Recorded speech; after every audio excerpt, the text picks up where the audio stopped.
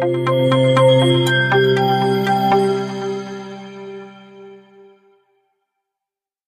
సమయంలో ప్రభువు మన కొరకు ఉద్దేశించిన వాక్య ధ్యానాంశము లూకాసు వార్త 16వ అధ్యాయము 11, 12 చదువుతాను, వినండి. కాబట్టి మీరు అన్యాయపు సిరి విషయములో నమ్మకంగా ఉండని ఎడల సత్యమైన ధనమును ఎవరు మీ వశము చేయును? మీరు పరుల సొమ్ము విషయములో నమ్మకంగా ఉండని ఎడల మీ సొంతమైనది మీకు ఎవడిచ్చును? ఈ సొంతమైనది మీకు ఎవడిచ్చును? ఎలా ఉందండి మాట? అర్థమైంది కదా. అన్యాయపు సిరి విషయములో నమ్మకంగా ఉండండి, అప్పుడు సత్యముగా మీ ధనాన్ని నేను మీకు ఇస్తాను. అన్యాయం చేసి ధనాన్ని సంపాదిస్తే నేనేం చేయాలో నాకు తెలుసు. నేను సుప్రీం. నేను తెలివి తక్కువ వాడిని కాదు, తింగరవాడిని కాదు, చూడలేని వాడిని కాదు, నా కండ్లకు మరుగైనది ఏదీ లేదు. ఎవరినైనా తప్పించుకోవచ్చేమో మీరు, వాళ్ళు చూడట్లేదు వీళ్ళు చూడట్లేదు అని అనుకోవచ్చేమో మీరు. వీళ్ళు మీ న్యాయమైన సంపాదన మీకు ఇవ్వరు. నేను మాత్రమే మీ న్యాయమైనటువంటి సంపాదన మీకు ఇవ్వగలను. మరెవరి వలన సాధ్యం కాదు. ఈ విషయంలో నుండి ప్రభు మనతో మాట్లాడని ఉద్దేశించి ఉన్నారు కనుక ఆయన సహాయం కొరకు ఒక 2 నిమిషాలు తలలు వంచండి అమ్మ, ప్రార్థన చేసుకుందాం. మహాపరిశుద్ధుడు అయిన దేవ, గొప్ప తండ్రి, ఘనమైన తండ్రి, మీ పరిశుద్ధ ఘననామానికి నాయన స్తోత్రాలు, స్తుతులు, వందనాలు చెల్లిస్తున్నాం. మమ్మల్ని నడిపిస్తున్నది మీరు. ఆ దినాన గార్ధబానికి వాక్కిచ్చావు. పిలాము వెర్రితనాన్ని అడ్డగించింది అని వ్రాయబడి ఉన్నది. ఈ దినాన ఈ గాడిదకి ఇచ్చినటువంటి వాక్కు వెర్రివారై గాఢాంధకారానికి లోనైపోతున్నటువంటి వారిని గద్దించడానికి మీ కృప అనుగ్రహించండి. ఆ దినాన బిలామ గద్దింపుకు తండ్రి లోబడలేకపోయాడు. కానీ ఈ గాడిద ఈ యొక్క గార్ధమం యొక్క గద్దింపుకు లోబడగలిగేటువంటి మనస్సును ప్రతి ఒక్కరికి అనుగ్రహించండి. ఎందుకంటే ఈ వాక్కు నీది గనుక ఆ దినాన నీ వాక్కును ప్రవక్తే కాలదన్నుకున్నాడు.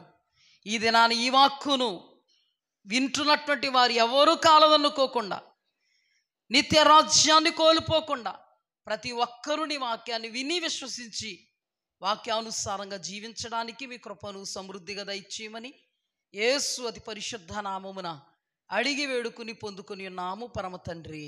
ఆమెన్. హల్లెలూయా. దేవునికి మహిమ కలుగును గాక.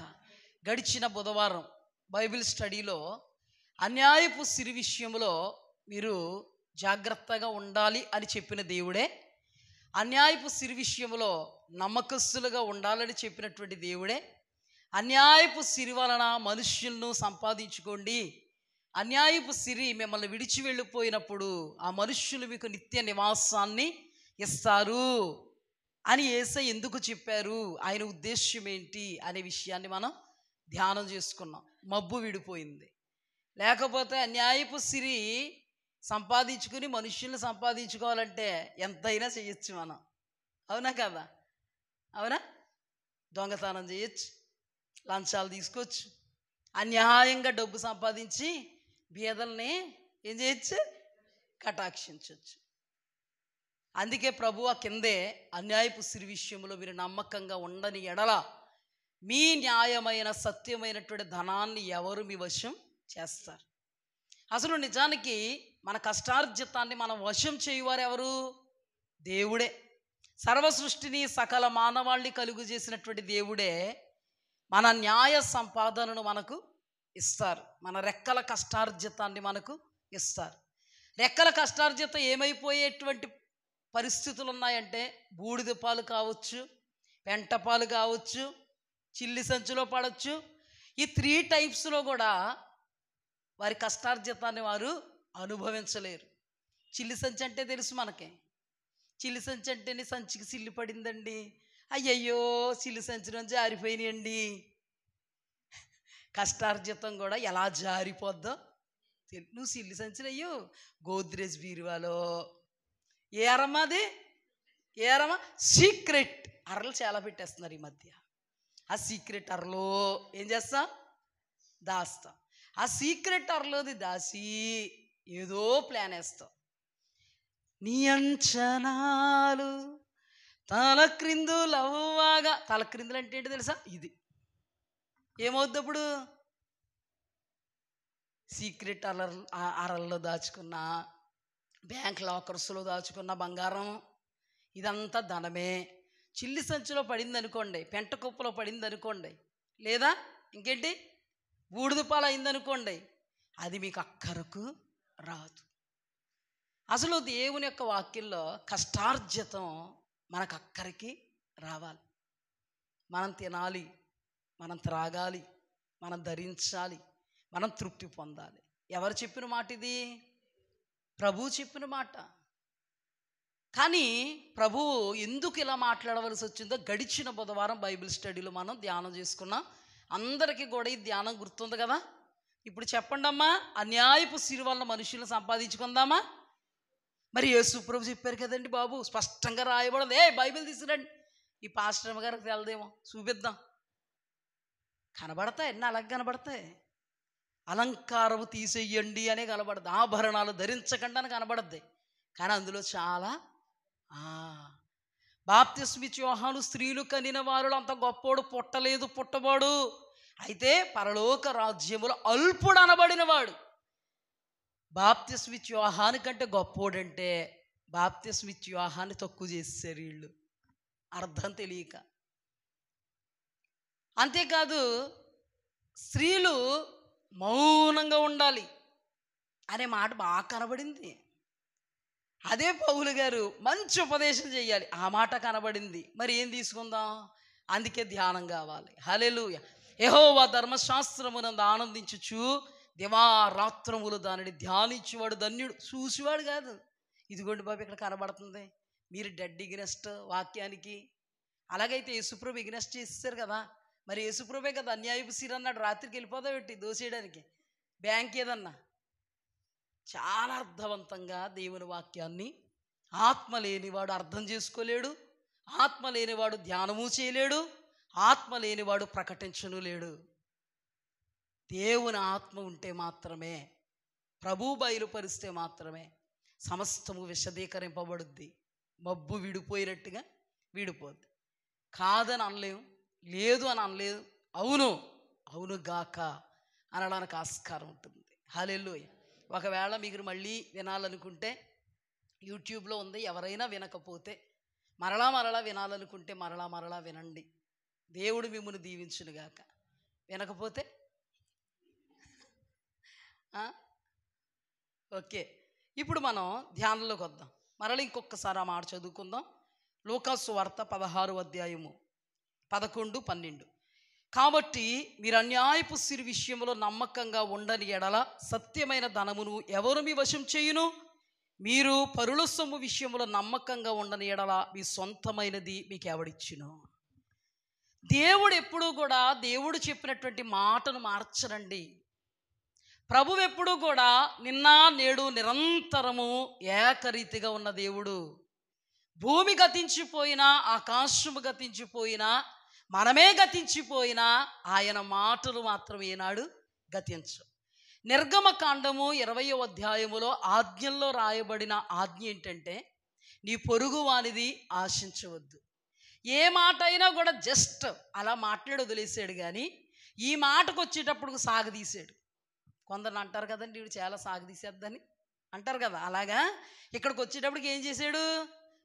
ఈ అనుభవం ఎవరిలో ఉంది? ఇంకా అనకండి మరి, సాగదీద్దని. అర్థం అవ్వకపోతే ఏం చేయాలి మరి? సాగదీయాలి. ఒకసారి చెప్తే అర్థం అవ్వదు మనకి, అందుకని ఏం చేయాలి? బొబ్బులు ఓం సాగదీసినట్టు సాగదీయాలి. నిర్గమకాండము 20వ అధ్యాయము 17వ వచనం. నీ పొరుగువాని ఇల్లు ఆశింపకూడదు, నీ పొరుగువాని భార్యనైనను, అతని దాసునైనను, అతని దాసీనైనను, అతని ఎద్దునైనను, అతని గాడిదనైనను, నీ పొరుగువానిదగు దేనినైనను ఆశింపకూడదని చెప్పాను. ఇక్కడ ప్రభు చెప్పిన మాట ఏంటంటే, నానా విధాలుగా చెప్పి చెప్పి చెప్పి ఇంకా సాలి అసలు దేన్ని ఆశించకూడదు అన్నాడు. అర్థమైందా లేదా? చెప్పి చెప్పి చెప్పి ఇంకా చాలై, ఇంకా చెప్పుకోవాల్సినవి చాలా ఉన్నాయి అన్నట్టుగా ఇక దేనిని, ఆ దేనిలోనికి అంత వచ్చేసింది, నీ బ్రతుకంత వచ్చేసింది. నువ్వు పుట్టింది మొదలుకొని నీ ఊహ తెలిసిన తర్వాత యేసు క్రీస్తు ప్రభువాన్ని నువ్వు అంగీకరించావంటే, అంగీకరింపబడిన నీవు మట్టిలో కలిసేంత వరకు నీ పొరుగువానిది దేనిని గాడిద అన్నాడో, ఎద్దు అన్నాడో, ఇంకా మనం పెట్టుకుంటే గొర్రె అన్నాడో, పశువులు అన్నాడో, ఇల్లు అన్నాడో, వాకిళ్ళు అన్నాడో, చేను అన్నాడో, చెట్టు అన్నాడో, ఇంకా వీళ్ళు అసలు అర్థం చేసుకుంటారో అని ప్రభువుకి అర్థమయ్యి ఎందుకన్నా మంచిది పెట్టేద్దామని, లేకపోతే మళ్ళీ అర్థం చేసుకోవడం అక్కడ రాయబడి ఉంది అంటారని ఎదుటివాని పొరుగువాని భార్యనైనను అంటే అక్కడ భర్తనైనను అని కూడా మనం పెట్టుకోవాలి. మళ్ళీ తర్వాత ఏది రాయబడిందో అంటారు. మళ్ళీ ప్రబుద్ధులు ఉన్నారు చాలామంది, మనలో లేనందుకు స్థుతి కలుగును గాక. అని చాలామంది క్రైస్తవ సమాజంలో ఎలా ఉన్నారండి? మీ మీదకి వచ్చేరులేండి పోట్లాడకే, చెప్పండి ఎలా ఉన్నారు? చాలామంది క్రైస్తవ సమాజంలో ఎలా ఉన్నారు? బేస్ పెంచనా లేకపోతే హై పిచ్ పెంచనా ఇలా ఉన్నారు. మనం ధ్యానం చేసుకోబోతున్నాం. ఇది ఉండకూడదు. మరలా చూడండి ఆ మాట 17వ వచనం, 20:17 నిర్గమకాండం. నీ పొరుగు వాని ఇల్లు ఆశింపకూడదు. అంటే ఇక్కడ ఏమొచ్చింది? ఇల్లు, వాకిలి, చేను, చెట్టు, ఉద్యోగం, సద్యోగం ఏది ఆశించకూడదు. నెక్స్ట్, భార్యనైనను అతని దాసునైనను దాసినైనను పెట్టుకోండి, పొరుగు వానిది ఏదైనా ఆశపడకూడదు. అంటే అలా చూసేది మన దగ్గరికి వచ్చేస్తే బాగుండని అనుకోకూడదు. అర్థమైందా? ఆశపడకూడదు, అసలు ఆశించకూడదు, అసలు మనస్సు పెట్టుకోకూడదు. అది నాకు కావాలని అనుకోకూడదు. అది వాడిది, వాడికి సొంతం, నాది కాదు. నాదేదో నాది, వాడిదేదో వాడిది. అందుకే ఇతరులను మనం ఆశించకూడదు. ఇప్పుడు ఏంటమ్మా ఇది? ఆజ్ఞ అతిక్రమం పాపం. పాపానికి జీతం మరణం. మరణం అంటే మన మొదటి మరణం కాదు, కానీ రెండవ మరణం అనబడేటువంటి నిత్య నరకాగ్ని పాలైపోతాం. ఇప్పుడు ప్రభు మాట్లాడుతున్న మాట ఏంటంటే, అన్యాయపు సిరి విషయంలో మీరు నమ్మకంగా ఉండండి, యథార్థంగా ఉండండి.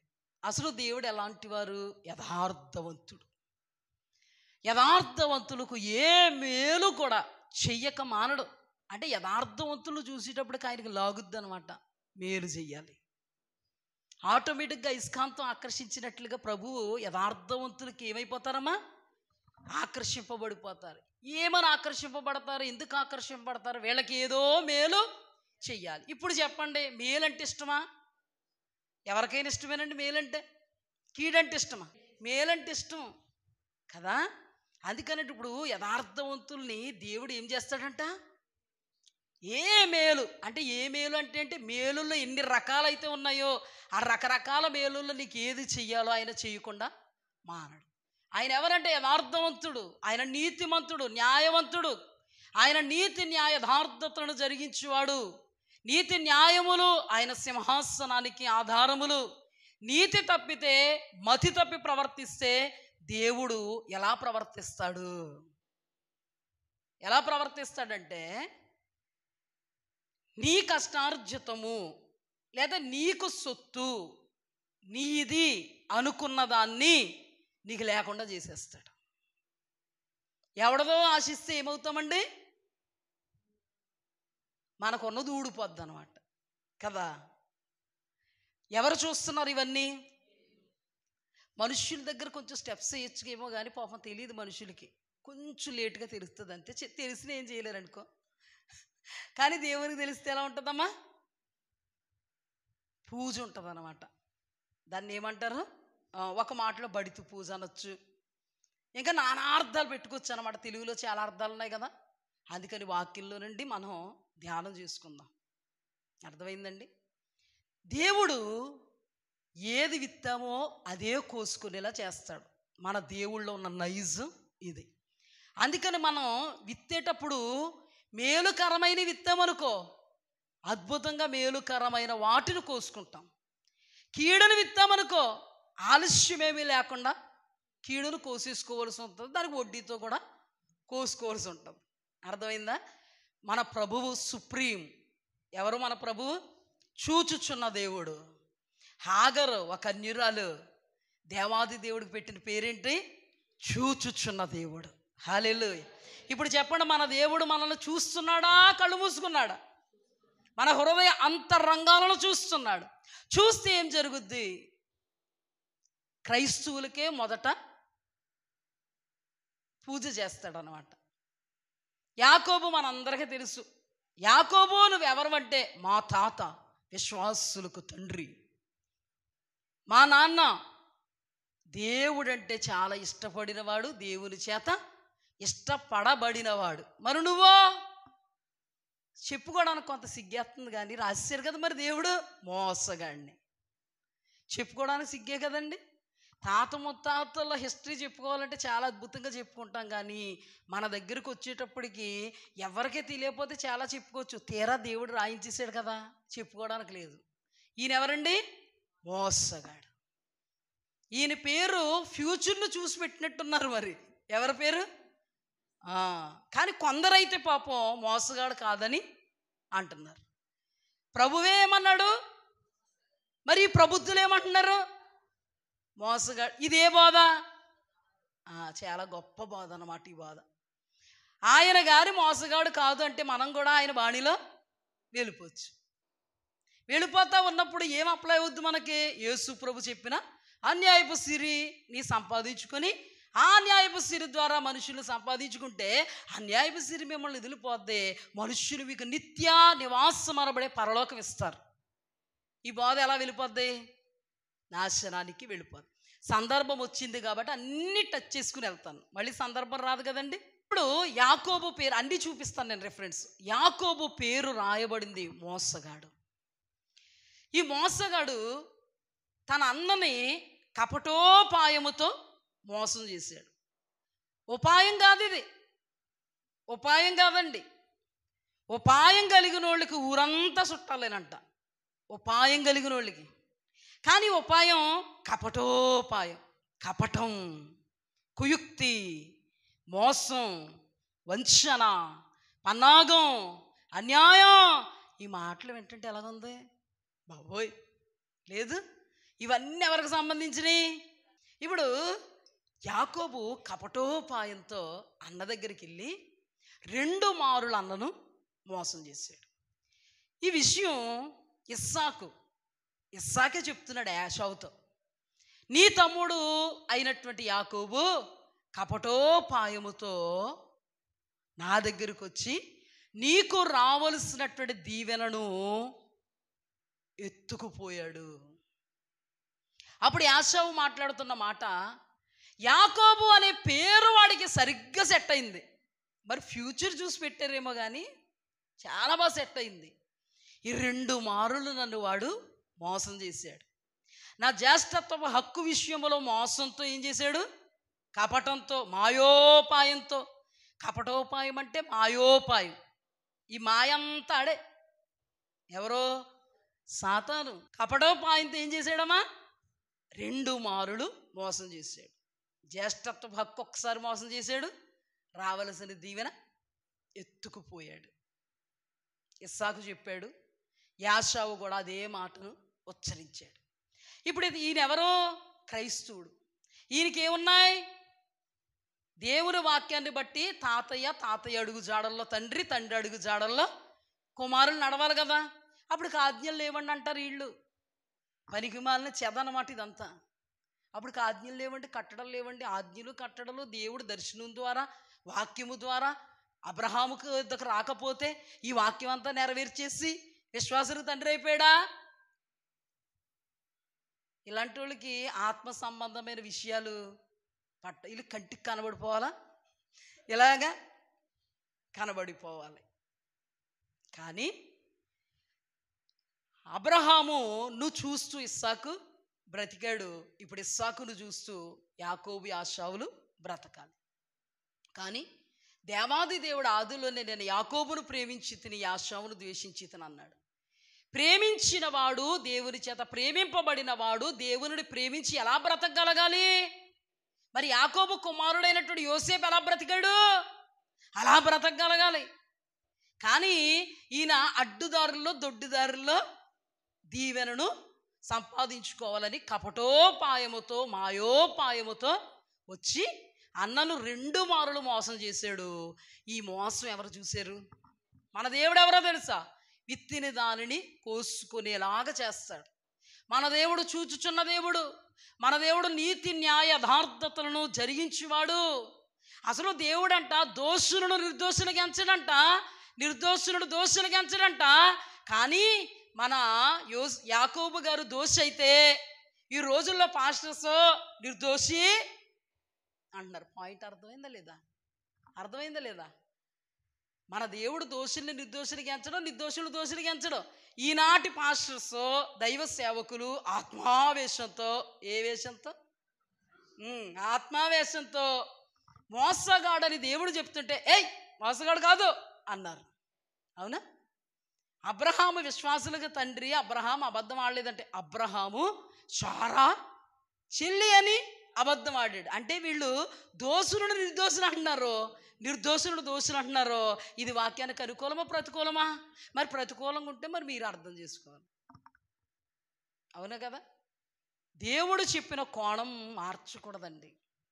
అవన్నీ నేను మీకు చూపిస్తాను.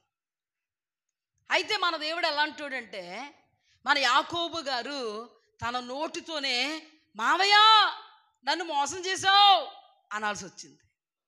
రెండోసారి మావయ్య నా జీతం 10 సార్లు మార్చి నన్ను మోసం చేసావు అనవలసి వచ్చింది. ఈ 2 మాటలు ఎవరి నోటంటే అనవలసి వచ్చింది? యాకోబేనా? ఒక్కసారి చూపించేస్తాను మొత్తం అన్నీని. ఒక్కసారి చూపిస్తాను, మొత్తం అన్నీ చూపిస్తాను. ఆది కాండంలోనికి రండి త్వరగా. ఆది కాండము 25వ అధ్యాయము 26వ వచనం. తరువాత అతని సహోదరుడు బయటకు వచ్చినప్పుడు అతని చెయ్యి యాషావు మడిమెను పట్టుకుని ఉండెను గనుక అతనికి యాకోబు అని పేరు పెట్టబడెను. యాకోబు అని పేరుకు అర్థం ఏంటి? ఫుట్ నోట్లో, అనగా మడిమెను పట్టుకునిన వాడు లేక మోసగాడు. ఇలా చూడండి, దేవుడే స్పష్టంగా రాయించారు. దేవుడే స్పష్టంగా మరలా మడిమెను పట్టివాడు. యాకోబు అంటే ఏదో అనుకుంటారని మోసగాడు. అంటే మోసగాడు అంటే మరి మన వేరే అర్థాలు ఏమైనా ఉన్నాయో నాకు తెలియదు. మరి మోసగాడు అంటే ఎవరండి? మోసగాడు అంటే మోసగాడే, మోసం చేయువాడు. ఈ మోసగాడు అనే పేరు ఎవరికి ఉంది? సైతాని గడికి ఉంది. సర్వలోకమును మోసపుచ్చువాడు, అపవాదనియు సాతాననియు ఆది మహా ఘట సర్పమనియు వాడికి పేరు. సరదాగా ఎట్టుకున్నాడు ఏమైతే. మరి మోసగాడు అనే పేరు ఉంది. అవునా? నెక్స్ట్ 27వ అధ్యాయము 35. 25వ అధ్యాయము 35వ వచనము ఆది కాండం. అతడు నీ సహోదరుడు కపటోపాయముతో వచ్చి నీకు రావలసిన దీవెన తీసుకుని పోయెను. యాషావు యాకోబు అని పేరు అతనికి సరిగానే చెల్లినది. అతడు నన్ను ఈ 2 మారులు మోసపుచ్చాను, నా జ్యేష్ఠత్వం తీసుకునేను. ఇదిగో ఇప్పుడు వచ్చి నాకు రావలసిన దీవెన తీసుకునేనని చెప్పారు. ఇప్పుడు చూడండి అమ్మా, ఉందా నేను చెప్పిందంతా? నెక్స్ట్ ఆది కాండము 29, 25. ఉదయమందు ఆమెను లేయా అని ఎరిగి అతడు లాబానుతో, నీవు నాకు చేసిన పని ఏమిటి? రాహేలు కోసమే కదా నీకు కొలువు చేసి తిని, ఎందుకు నన్ను మోసపుచ్చితివనెను? ఎవరు నోడితే ఎవరన్నారు? యాకోబు నోడుతో యాకోబే. మన భాషలో చెప్పుకోవాలంటే మామా నన్ను ఎందుకు మోసం చేసితివి అన్నాడు. అల్లుడా, ఇందులో మోసం ఏమీ లేదు. నువ్వు 7 సంవత్సరాలు రాహేలు కొరకు కొలువు చేసావు. పెద్ద కుమార్తెను ఎవరికి ఇవ్వను? ఆ 7 సంవత్సరాలు కొలువు చేసి రాహేలును పంపకుండా పెద్ద పాపను పంపించాను. ఇప్పుడు ఏమి ఇబ్బంది లేదయ్యా, మరొక 7 సంవత్సరాలు కొలువు చేసేయి. మరొక 7 సంవత్సరాలు కొలువు చేస్తే నీకు ఇష్టమైన రాహేలు వస్తుంది. అసలు ముందు ఎవరి కోసం కొలువు చేశాడో? యాకోబు. మరి రాహేలుని ఇవ్వాలి కదా న్యాయంగా. ఇక్కడ నీకు అన్యాయమే జరుగుద్ది.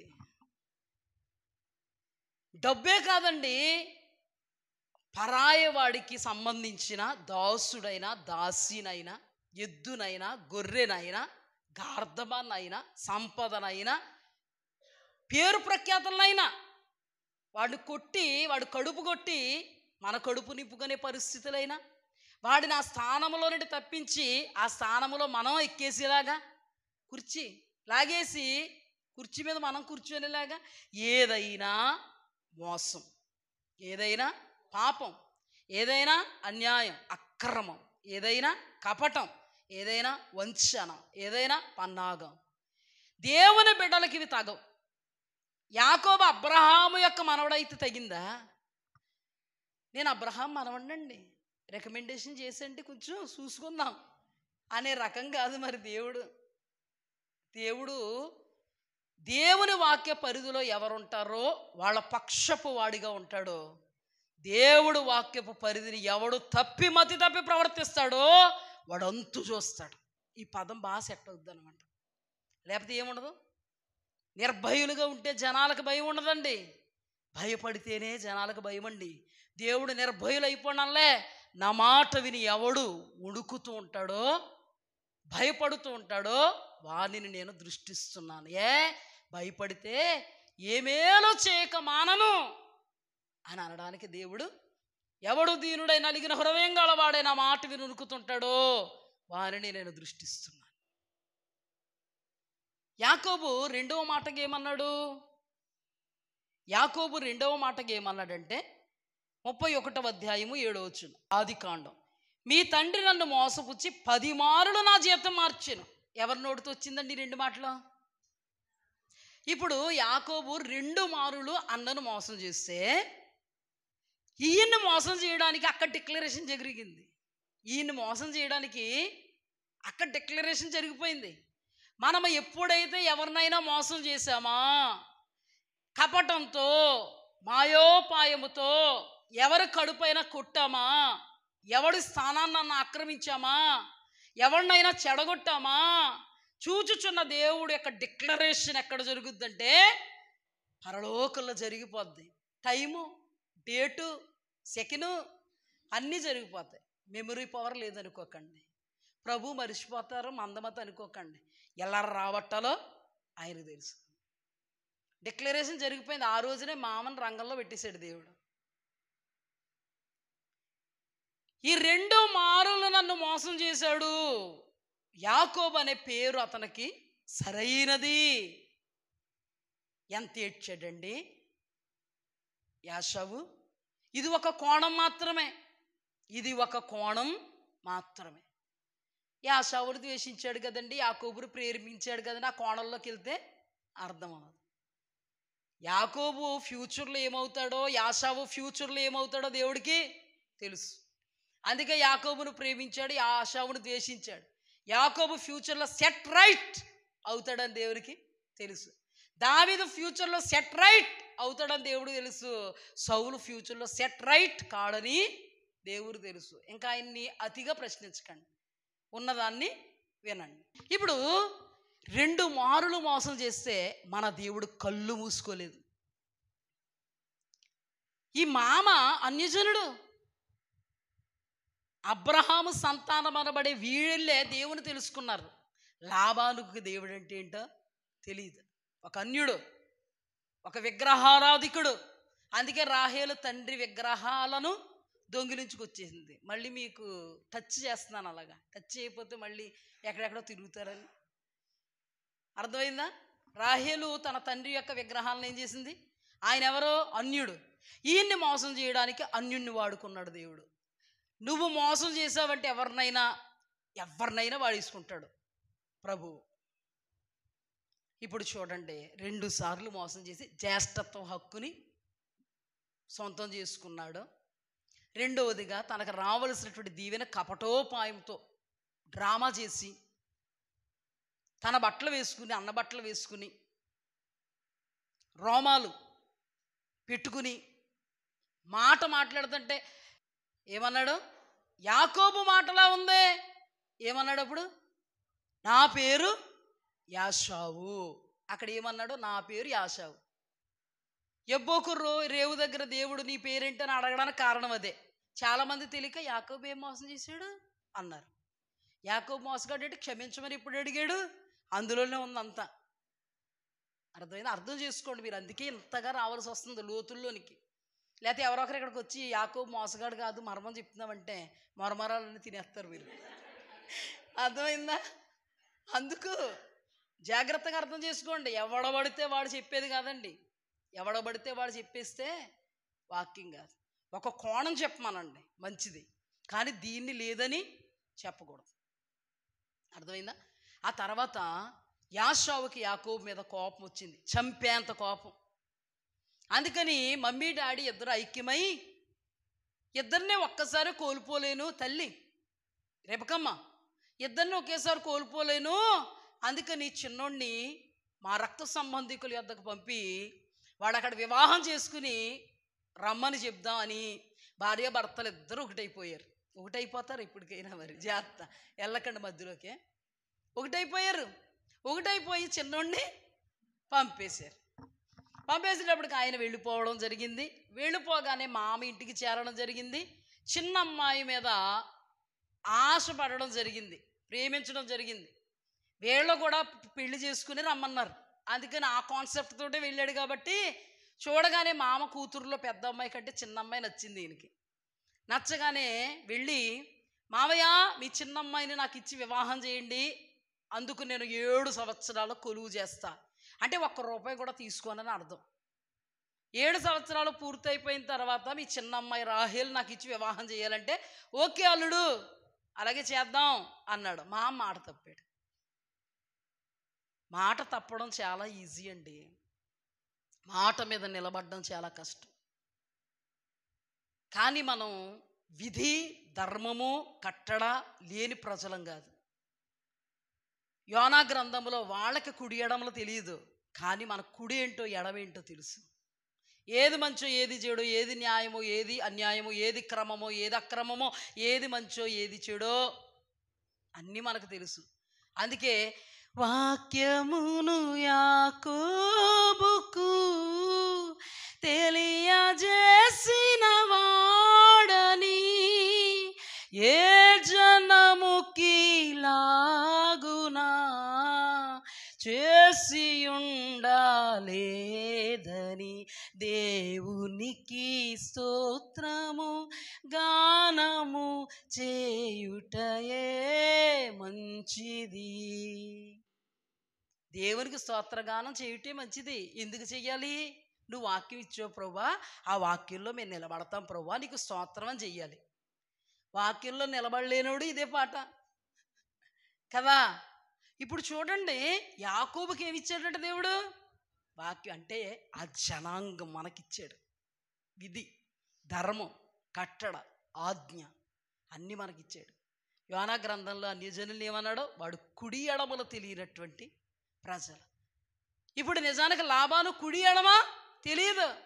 మన యాకోబు గారికి అన్నీ తెలుసు, కానీ మొదట మోసం చేసింది ఎవరో? యాకోబే. అప్పుడు మామన లైన్లో మామ ఉన్నాడు అనమాట ఈయన మోసం చేయడానికి. అప్పుడు ఏం జరిగిందంటే, వివాహం అయిన తర్వాత వివాహం చేసేటప్పుడే లేయని కూర్చోబెట్టాడు అక్కడ. కానీ ఈయన చూసుకునేటప్పటికి ఏమైంది? సమయం పట్టింది. సమయం పట్టి గాబరా పడిపోయాడు. ఒక మాటలో చెప్పాలంటే కాళ్ళు తొక్కేసుకున్నాడు. అప్పట్లో బీపీలు లేవులే. కాళ్ళు తొక్కేసుకుని దబాదబా బాధేసి తలుపులు, మావయ్య నీవు చేసిన పని ఏంటి? ఒక మాటలో చెప్పాలని అంత సాగదీసి ఉంటారు, అక్కడ కొంచెమే రాయించాడు. ఇక్కడ దాని అర్థం ఏంటి? నీకు అసలు ఏమన్నా ఉందా? న్యాయం ఉందా? నీతి ఉందా? అవ్వా ఎంత న్యాయమా, ఎంత మనం అనుకుంటాం కదండి మన భాషలో, ఎంత న్యాయమా, ఎంత అక్రమమా, ఎంత మోసమా.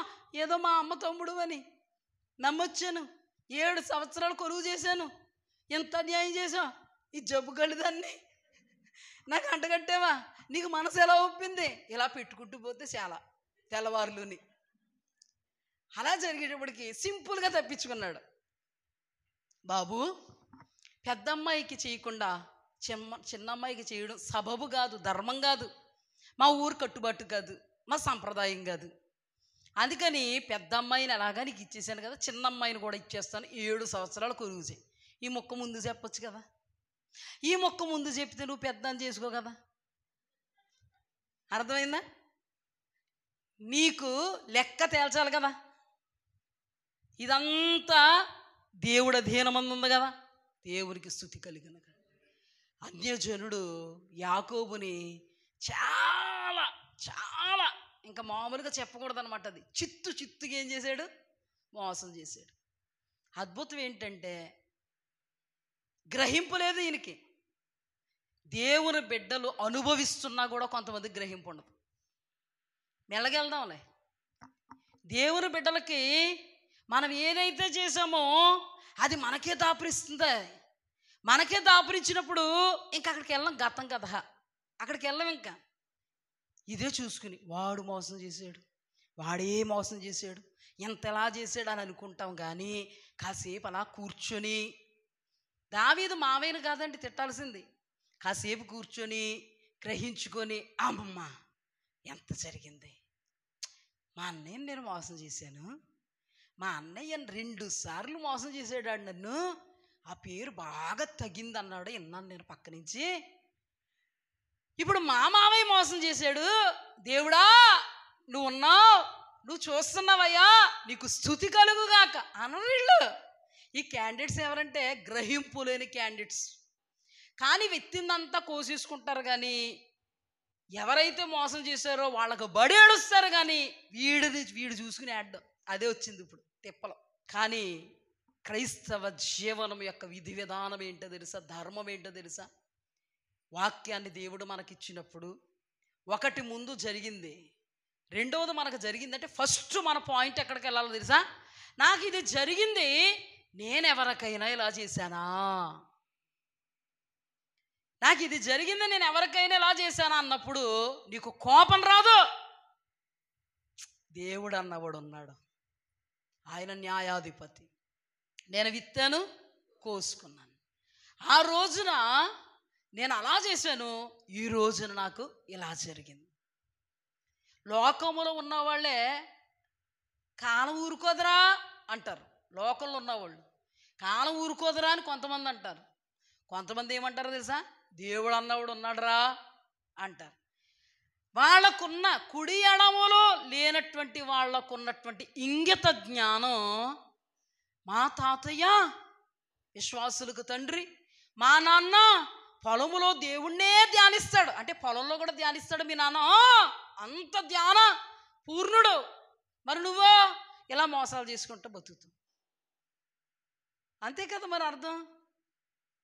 మన బ్రతుకులో మనం ఏదైతే చేసామో అది సంభవించక మానదో. చాలా ఘాటుగా చెప్తున్నాను, చాలా ధీటుగా చెప్తున్నాను. మనం ఏదైతే విత్తామో అది కోసుకోక తప్పదు. మనం ఎవరిదన్నా ఆశించామా మనది పోక తప్పదు. ఏది కూడా జరగక మానదో. చూచుచున్నవాడు న్యాయాధిపతి అయినది దేవుడు. అంటే మన దేవుణ్ణి మనం కలిగి ఉంటే ఆయన అంటే ఎంత భయం ఉండాలండి, ఎంత గజగజలాడాలండి, ఎంత వణకాలండి. ఈ వణుకులన్నీ గజగజలన్నీ భయం అంతా గాలి కొదిలేసి మా దేవుడు, ఏ దేవుడు? వాగ్దానం ఇచ్చిన దేవుడు, వాగ్దానం నెరవేరుస్తాడు. ఏది ఏమైనా మా దేవుడు మా సొంతం. నువ్వు ఆయన సొంతం కాదే. నువ్వు ఇలా పాట పాడేసుకోవడమే సొంతం అయిపోవాలి. ఆయన అంటే నేనెక్కడ సొంతం? పాటలు పాడుతుంటే కూడా బాధేస్తుందంట ఆయనకి. అదేంటో అసలు పాటలు పాడితే ఆనందం వస్తుందంట. అక్రమంగా డ్యాన్స్ వేస్తేనే బాధ వచ్చేసింది దావీదు. మరి మనం అక్రమంగా పాట పాడేస్తుంటే ఆయనకు బాధ రాదా? క్రైస్తవ సమాజం ఈ రోజున ఎలా ఉంది? కూర్చుని ఆగాడు, ఆలోచించాడా, దబదబలాడిచ్చేసాడు అంతే. దబేలు తీసాడు తలుపులు. మామా ఎక్కడున్నావు? ఇంకా నోటికి ఫుల్ స్టాప్ లేదు. మామే నిదానంగా మాట్లాడి ఇంకొక 7 సంవత్సరాలు కొలువు చేయను ఆయన, నీవు ఇష్టపడినటువంటి నా చిన్న కుమార్తె నీకు ఇచ్చి వివాహం చేస్తానంటే 7 సంవత్సరాలు కొలువు చేశాడు. 14 సంవత్సరాలు దుడుపు లేదండి. 14 సంవత్సరాలు పైసా లేదు. కష్టమంతా ఏమైపోయింది? చిల్లు సంచి అంటే ఇదే జ్ఞాపకం చేసుకోండి. మరి చిల్లి సంచి అంటే చిల్లి సంచిలో కట్లేసాను జారిపోయినాయి, అది కాదు చిల్లి సంచి అంటే. ఇది చిల్లి సంచి అంటే 7 సంవత్సరాలండి. 7 సంవత్సరాలు, మరో 7 సంవత్సరాలు ఏడుస్తా. 14 సంవత్సరాలు. 14 సంవత్సరాలకి ఎన్ని రోజులు బాబు? ఒక్క రోజు దుడుపన్నా జేబులోకి వచ్చిందా? రాలేదు. మరి ఏమైంది? గాలికే. దేవుడు అన్యాయిస్తుడా? 7 సంవత్సరాలు కొలువు చేశాడు, ఒక్క రూపాయి లేదు. 6 సంవత్సరాలు మామకు చేశాడు, గొర్రెలు కాయడమే ఇంకా 6 సంవత్సరాలు. మొత్తం ఈయన సంవత్సరాలు 20 సంవత్సరాలకే పిల్లలందరూ పుట్టేశాడు యోసేపుతో సహా. అప్పుడు అంటాడు, మామా నన్ను వదిలేయి, నేను మా ఇంటికి వెళ్ళిపోతాను. నా పిల్లలకి ఒక్క పైసా సంపాదన లేదు నాకు. నా పిల్లలకి నా భార్యలకి ఇంకెప్పుడు సంపాదించుకోను. నా యావత్ శక్తిని, నా యవ్వనాన్ని, నా కష్టాన్నే నీకు దారవోసాను. ఇప్పుడు నేను ఏం చేయను, నన్ను వదిలేనే పోతాను. ఆయన అంటాడు లోపల అనుకుంటున్నాడు, నిన్ను వదిలితే నాకెలాగా, మా బాగా దొరికో తెంగరోడు 20 సంవత్సరాలు బడి చేస్తున్నావు, నాకు 20 సంవత్సరాలు కూడా బాగా అనుభవించేస్తున్నాను నేను. దానికి తగ్గట్టు అబ్రహాం మనవడు కదండి, అబ్రహామా నీ సంతానాన్ని ఆశీర్వదిస్తాను అన్నది కుట్టేసింది. ఈయనకి రాని ఆశీర్వాదం, కానీ ఈయన అడుగు పెడితే అందరికీ దీవెనే. లాబాను గారి ఇంటికి యాకోబు గారు ఎప్పుడు వచ్చాడో ఆయన దశ మారిపోయిందంట. ఎవరోకి చూపించాడు తెలుసా, శకుని గంటకు చూపించాడంట. ఇలా దశ తిరిగిపోయింది. ఏంటంటే నీ దశగా కారణం నీ అల్లుడు యాకోబు అన్నారంట. ఇంకా అసలు వదలడు యాకోబుని. అప్పుడు అంటాడు, సర్లే నీకు జీతం ఎంత ఇమ్మంటావో చెప్పు, ఎందుకు నా దశ మారిపోయింది కదా, నువ్వు అడుగు పెట్టగానే శకుని వాళ్ళు చెప్పారు నిన్ను వదులుకుంటే ఎలాగా, అల్లుడా నీకు ఎంత జీతం ఇవ్వాలో చెప్పు అన్నాడు. ఇప్పుడు చూడండి, 2 మోసాలకి ప్రతి మోసాలు 2. అతనికి ఎంత బాధ కలిగితే ఇతనికి మామూలు బాధ కాదు. అతనికి మోసం చేశాడు, కానీ ఇతను అనుభవిస్తున్నటువంటి మోసం వర్ణింప సఖ్యం కానిది. అంటే వడ్డీతో సహా లెక్కేసాడు అనమాట దేవుడు. ఎంత వడ్డీ అవుద్దండి, చక్కెర వడ్డీయా, బారు వడ్డీయా, పుస్తకం తెమ్మంటారా, పెన తెమ్మంటారా, ఇది అక్కర్లేదు దేవుడికి. అంత లైన్ క్లియర్ అయిపోద్ది అక్కడ. మన దేవుడు అంత ధీటైన వాడు, అంత అతీతుడు తెలుసా. జాగ్రత్తగా ఉండండి. దేవుని ముద్రలు మనలో ఉండాలి, నీతి ముద్రలు మనలో ఉండాలి, యథార్థ ముద్రలు మనలో ఉండాలి. అందుకే మనకు ఉపదేశం కావాలి. కొంతమంది అంటారు మా బాగా వచ్చేస్తుంది, మా బాగా భలే భలే అనుకుంటారు. భలే భలే ఎలాగైపోద్ది, అమ్మోయ్ బాబోయ్ అని గుండ్లు బాదుకునేలాగా అయిపోద్ది. 2 మార్లు మోసం చేశా కామైపోయాడండి యాకోబు. అన్నను మోసం చేసినాడు, మావేను మోసం చేయడం తెల్దా, తెలుసు, కానీ నిర్చేష్టుడు అయిపోయాడు. కానీ దేవుడి దగ్గర మాత్రం మా అన్నయ్యను మోసం చేశాను అని అనడం లేదు, ఒప్పుకోవడం ఏంటి అసలు. ఆయనకి నేను మా అన్నను మోసం చేశానా అన్నదే మర్చిపోయాడు. అంటే గతం మర్చిపోయారు అంటారు కదా, అలా మర్చిపోయాడు అనమాట. మర్చిపోయాడు పాపం. కానీ దేవుడు మర్చిపోలేదు, అస్సలు మర్చిపోలేదు దేవుడు. యాకోబును చూస్తున్నాడు దేవుడు. హల్లెలూయా. అంతవరకు మోసం చేసిన యాకోబు లాబాను అనబడేటువంటి తన మామ వలన చాలా భీకరంగా మోసపోయాడు. ఇప్పుడు చెప్పండి, దేవుడు వడ్డీతో సహా ఇస్తాడండి? ఏ టైంలో ఇవ్వాలి ఆయనకు తెలుసండి. జరగలేదు కదా అని అనుకోకండి, ఆయన సుప్రీం, జరిగిస్తాడు. అందుకే దేవుడి దగ్గర చాలా జాగ్రత్తగా ఉండాలి. ఆ తర్వాత న్యాయంగా ఉండడం ప్రారంభించాడు. హల్లెలూయా. ఒప్పుకోలేదు తప్పుని, కానీ అన్యాయం చేయాలంటే చేయొచ్చు మావేని, ఎందుకో మనస్సు రావట్లేదు. దేవుడికి స్తుతి కలుగుగాక. న్యాయంగా నేను వెళ్ళిపోతాను మావే అన్నాడు. నువ్వు వెళ్ళిపోతే ఎలాగల్లుడా, నీకు ఏది కావలిస్తే అది ఇస్తా. అప్పుడు ఈయన ఆల్రెడీ దేవుని బిడ్డ కాబట్టి, దేవుని బిడ్డలో మోసగాళ్ళైనా మరి ఏదైనా దర్శనాలు వస్తాయి, కళలు వస్తాయి, స్వప్నాలు వస్తాయి, జరగబోతున్నటువంటి విషయాలు బయలుపరచబడతాయి. అంత మాత్రాన పరిశుద్ధులము కాదు, భక్తులము కానే కాదు, పరలోకం అసలు వెళ్ళిపోము. చాలామంది డిపెండ్ అవుతారు దేని మీద తెలుసా, నాకు ఇలా బయలుపరిచేశారండి, నేను అంత గొప్పదాన్నని చెప్తులేదండి. గొప్పదాన్నని చెప్పకపోతే గొప్పదాన్నని చెప్తులేదని ఎందుకు వచ్చింది ఓడి నీకు?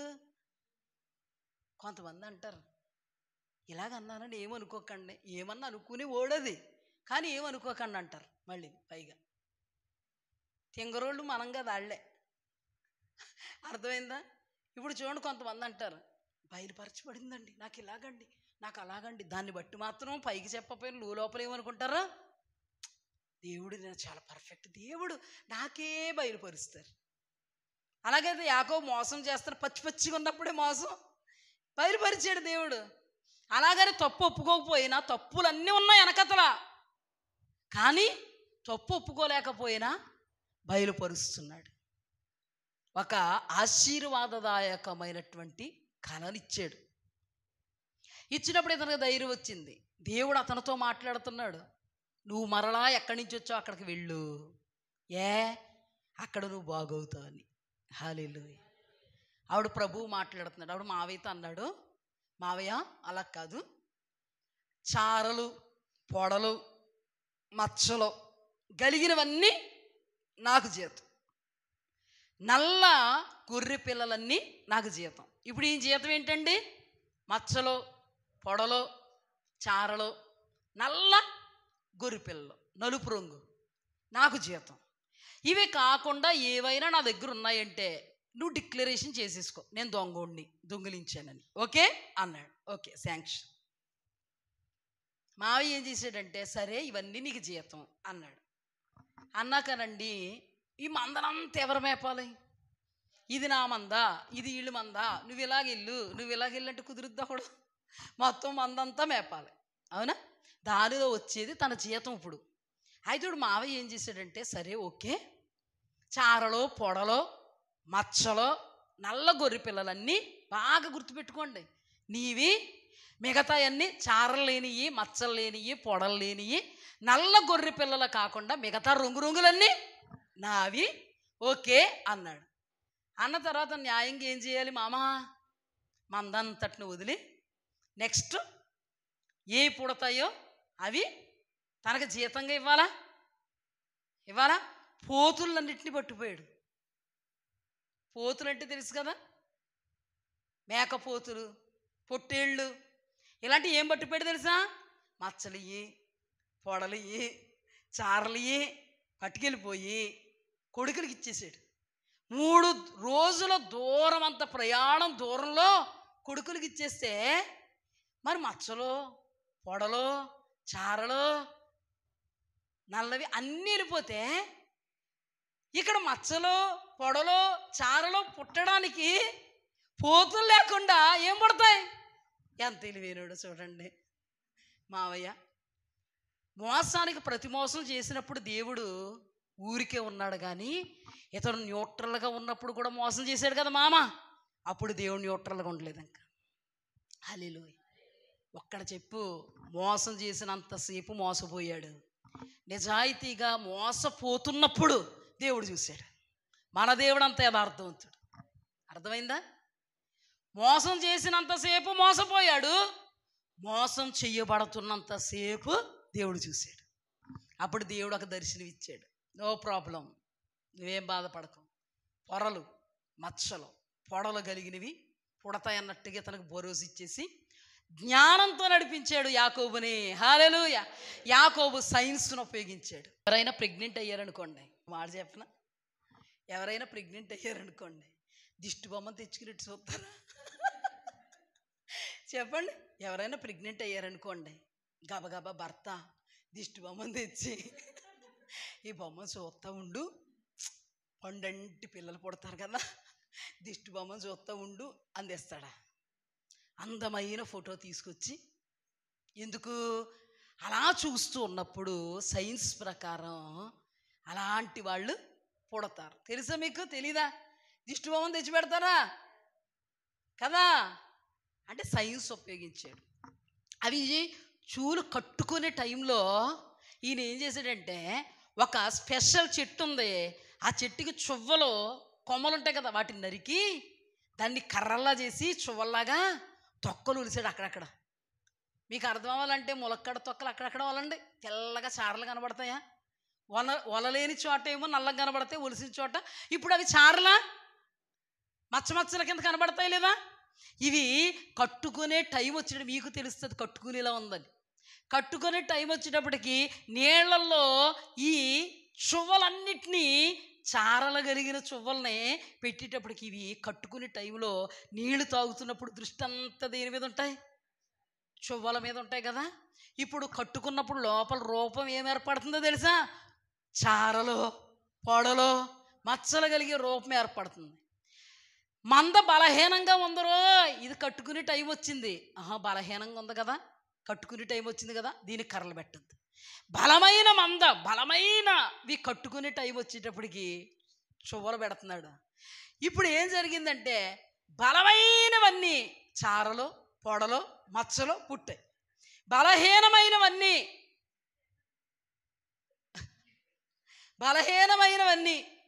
మంచి రంగులు, చారలు లేనివి, పొడలు లేనివి, మచ్చలు లేనివి. ఇది కపటోపాయం కాదు, వివేకం. హల్లెలూయా. ఈ జ్ఞానం ఎవరిచ్చారు? జ్ఞాన వివేకములకు ఆధారమగు దేవుడు. ఎందుకు మావయ్య 20 సంవత్సరాలుగా నీది పడి తిన్నాడో, ఇప్పుడు నువ్వు అన్యాయం చేయబడ్డం నేను చూశాను. ఇప్పుడు చెల్లుకు చెల్లు తీరిన తర్వాత నువ్వు మోసం చేసే అనుభవంలో లేవు, మోసగింపబడే అనుభవంలో ఉన్నావు. కాబట్టి నా నేత్రాలు నిన్ను చూసాయి. ఇప్పుడు నా నేత్రాలు నీకు ఎందుకు చూసాయి తెలుసా? నువ్వు మోసగింపబడుతున్నావు, మోసం చేయట్లేదు. ఇప్పుడు నీకు మేలు చేద్దామని. మన దేవుడు సుప్రీం, మన దేవుడు సుప్రీం. ఇప్పుడు చూడండి, మావయ్య గారు ఇచ్చారండి బలమైనవన్నీ చారలు, పొడలు, మచ్చలు. బలహీనమైనవన్నీ మంచి మంచి రంగులు, తెల్లటి రంగులు, పొడలు, చారలు, మచ్చలు లేనివి. ఇప్పుడు న్యాయంగా జీతం ఆల్రెడీ 10 మార్లు మార్చాడు, 20 సంవత్సరాలు బాగా తిన్నాడు కదా. ఇప్పుడు న్యాయంగా ఇవన్నీ ఎవరికి వస్తాయి? జీతం. మరి ఇద్దరు ఒప్పందం చేసుకున్నారు కదా, వెళ్ళిపోతానంటే వెళ్ళిపోద్ది, ఇదిగో నీకు జీతం ఇస్తానంటే ఇదిగో నాకు జీతం ఇవ్వంటే ఆ జీతం ఇవ్వాలా ఇవ్వదా? ఈ జీతం ఇచ్చేటోడికి కళ్ళు అంటుకుపోయింది. ఎవరికి? లాభానికే కాదు, కొడుకులకి అంటుకుపోయింది. కొడుకులు కానీ లాభాలు కానీ, అంటే బావమరుదులు, మామయ్య గారు నిన్న మొన్నట్లా కనబడతలేదంట మాకు. ఎలా ఉంటుంది? కనీసం ఇలా పేస్ట్ పూసుకుని ఇలా చేద్దామన్నా కనబడతలేదు, అంటే మేకప్ చేద్దామన్నా రావట్లేదు పాపం. దేవుడు అన్నవాడు ఉన్నాడు, నువ్వు ఇప్పుడు లాగావా 10 అంతలు పోద్ది నీకు. అందుకే దేవుని బిడ్డలు దేవుని వాక్యాన్ని బట్టి గజగజలాడాలి. దేవుడు ఉన్నది నిజం, దేవుడు చూస్తున్నది నిజం, దేవుడు వాక్యం నిజం, దేవుడు వైఖరి పద్ధతి నైజం నిజం. నిజమైనప్పుడు నువ్వెందుకు అబద్ధం అన్నట్టుగా ఫీల్ అయ్యి నువ్వు నాశనం అయిపోతావు? అందుకేనండి దేవుడు బిడ్డలకు భయం ఉండాలి. ఇప్పుడు చూడండి, న్యాయంగా అన్యాయము చేయబడుతున్న తన బిడ్డను చూసి దేవుడు తనకు రావాల్సింది ఇస్తే ఇప్పుడు ఏమంటున్నాడో తెలుసా? నేను చేతి కర్రతో యొర్దాను దాటి తిని, దేవుడు తలచుకున్నాడు కాబట్టి 2 గుంపులయ్యాడు. 20 సంవత్సరాలు దుడుపు ఏమీ లేకపోయినా తర్వాత దినాల్లో ఏమయ్యాడు? తన జీవితం ఆయాసంతో దుఃఖంతో గడిచిందండి యాకోబు జీవితం. 10 మార్లు జీతం మార్చాడు, చాలా భయంకరమైనటువంటి జీవన విధానాన్ని కొనసాగించాడు తెలుసా యాకోబు. ఎందుకు కొనసాగింపవలసి వచ్చింది? ఎందుకో తెలుసా? యాకోబు, నీవు నీతిగా లేనందువలన, నీవు న్యాయంగా లేనందువలన, యథార్థంగా లేనందువలన, నీకు భూతకాలంలో మీ తాతయ్య చాలా గనుడే, మీ డాడీ చాలా గనుడే, నీ దగ్గరకు వచ్చేటప్పుడు నువ్వు తిన్నంగా లేవు, నువ్వు మోసగాడు, మీ అన్నయ్యను మోసం చేసావు. ఆ మోసానికి ప్రతి మోసం మీ మావయ్య నీకు చేశాడు. లేకపోతే నువ్వెందుకు మోసపోతావమ్మా? మోసపోతాడా? యాకోబు మోసగాడండి. యాకోబు కడుపును పుట్టినటువంటి సేపు నీతిమంతుడు. కడుపును పుట్టినోడుకున్న జ్ఞానం ఈయనకి లేదు, పైగా మోసగాడు కాదంటున్నారు. మరి ఏం పట్టుకుని మోసగాడు? ఏమన్నా ఇస్తానన్నాడే, పరలోకం ఇచ్చేస్తానన్నాడు, ఇటు కళ్ళు కనబడి అదే ఉత్తుదే, అదంతా భ్రమే. అర్థమైందండి? మన దేవుడు ఎలా అంటాడు? సుప్రీం. చాలా ఎక్కువ చెప్పుకున్నాం, అర్థం కావాలి కాబట్టి ఎక్కువ చెప్పుకున్నాం. దావీదు ఉన్నాడు, అభిషక్తుడు. ఒక రోజున పరాయి వాని భార్యను ఆశించాడు, పరాయి వాని భార్యతో పాపం చేశాడు, భర్తను చంపించాడు. మన దేవుడు ఎవరు? సుప్రీం. అంతవరకు దావీదు దేవుని ఎదుట యథార్థంగా ఉన్నాడు కాబట్టి రాజుగా చేసి నలుదిశలా నెమ్మది కలిగి చేసిన ఆ దేవుడే దావీదుకి ఏమైపోయాడు? విరోధి అయిపోయాడు. ఇప్పుడు దావీదుకి ఉందండి వడ్డీతో సహా. ఏం సహా? దేవుని వాక్యం ఏంటో తెలుసా? 1 గొర్రెకు 4. మీకు వడ్డీ మరి ఎంత తెల్లగానండి? 1 రూపాయికి 4 రూపాయలు అయినా అది మరి 1 గొర్రెకు 4 గొర్రెలు. అది తెలిసే దావీదు మరణమైపోవాలి, అతడు బ్రతకూడదు, అన్నాడా లేదా? అంటే మరణపాత్రుడు ప్లస్ ఒకదానికి ఎన్ని రావాలి అంటే మరణమయ్యే లోపు ఎన్ని ఏమైపోవాలి, కోసేసుకోవాలి. అందుకే జక్కయ్య 4 అంతరిస్తానన్నాడు. అంటే ఏంటి, వీళ్ళకి అందరికీ వాక్యం తెలుసండి, కాకపోతే అంటే స్టెప్ వేస్తూ ఉంటారండి. అలాగా అందరికీ వాక్యం తెలదేంటండి, అందరికీ తెలుసు. ఇక్కడ కూర్చున్న వాళ్ళకి తెలదేంటి, మా దగ్గరికి వచ్చారా, ఇక్కడ కూర్చున్న వాళ్ళకి తెలదా ఏంటి, తెలుసు. కాకపోతే ఏంటంటే మనం ఇలా స్టెప్ వేస్తాం అనమాట. ఇలాంటి వాళ్ళు కాదండి, మాదిరిగా తీసుకోండి, హెచ్చరికగా తీసుకోండి, బాగుపడతారు. దేవుడు ఏమన్నాడు తెలుసా, ఒక గొర్రెకు 4 గొర్రెలు. త్వరగా చెప్పేస్తున్నాను చూడండి. పుట్టిన బిడ్డ చచ్చిపోయాడు. అమ్నోను అనబడినటువంటి వాడు తామారు అనబడేటువంటి దావీదు యొక్క కుమార్తె అమ్నోను యొక్క చిల్లవుద్ది, ఆమెతో పాపం చేశాడు. అబ్షాలోము అమ్నోనుని చంపేశాడు. అమ్నోను కొరకు ఎంతో ఏడ్చాడు దావీదు. అబ్షాలోం పారిపోతే అబ్షాలోం కొరకు ఏడ్చాడు దావీదు.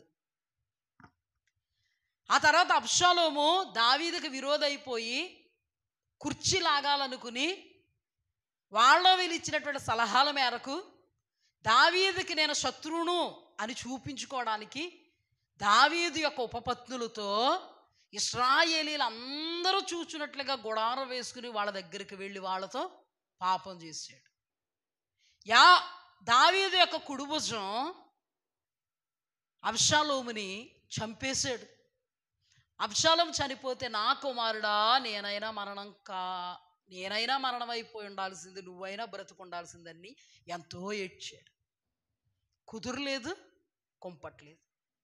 చూడండి, మొదటి కుమారుడు చనిపోయాడు, అమ్నోను చనిపోయాడు, ఇష్టంగా ఉన్నటువంటి అబ్షాలోము చనిపోయాడు, తామారు చచ్చిన దానిలా మిగిలిపోయింది.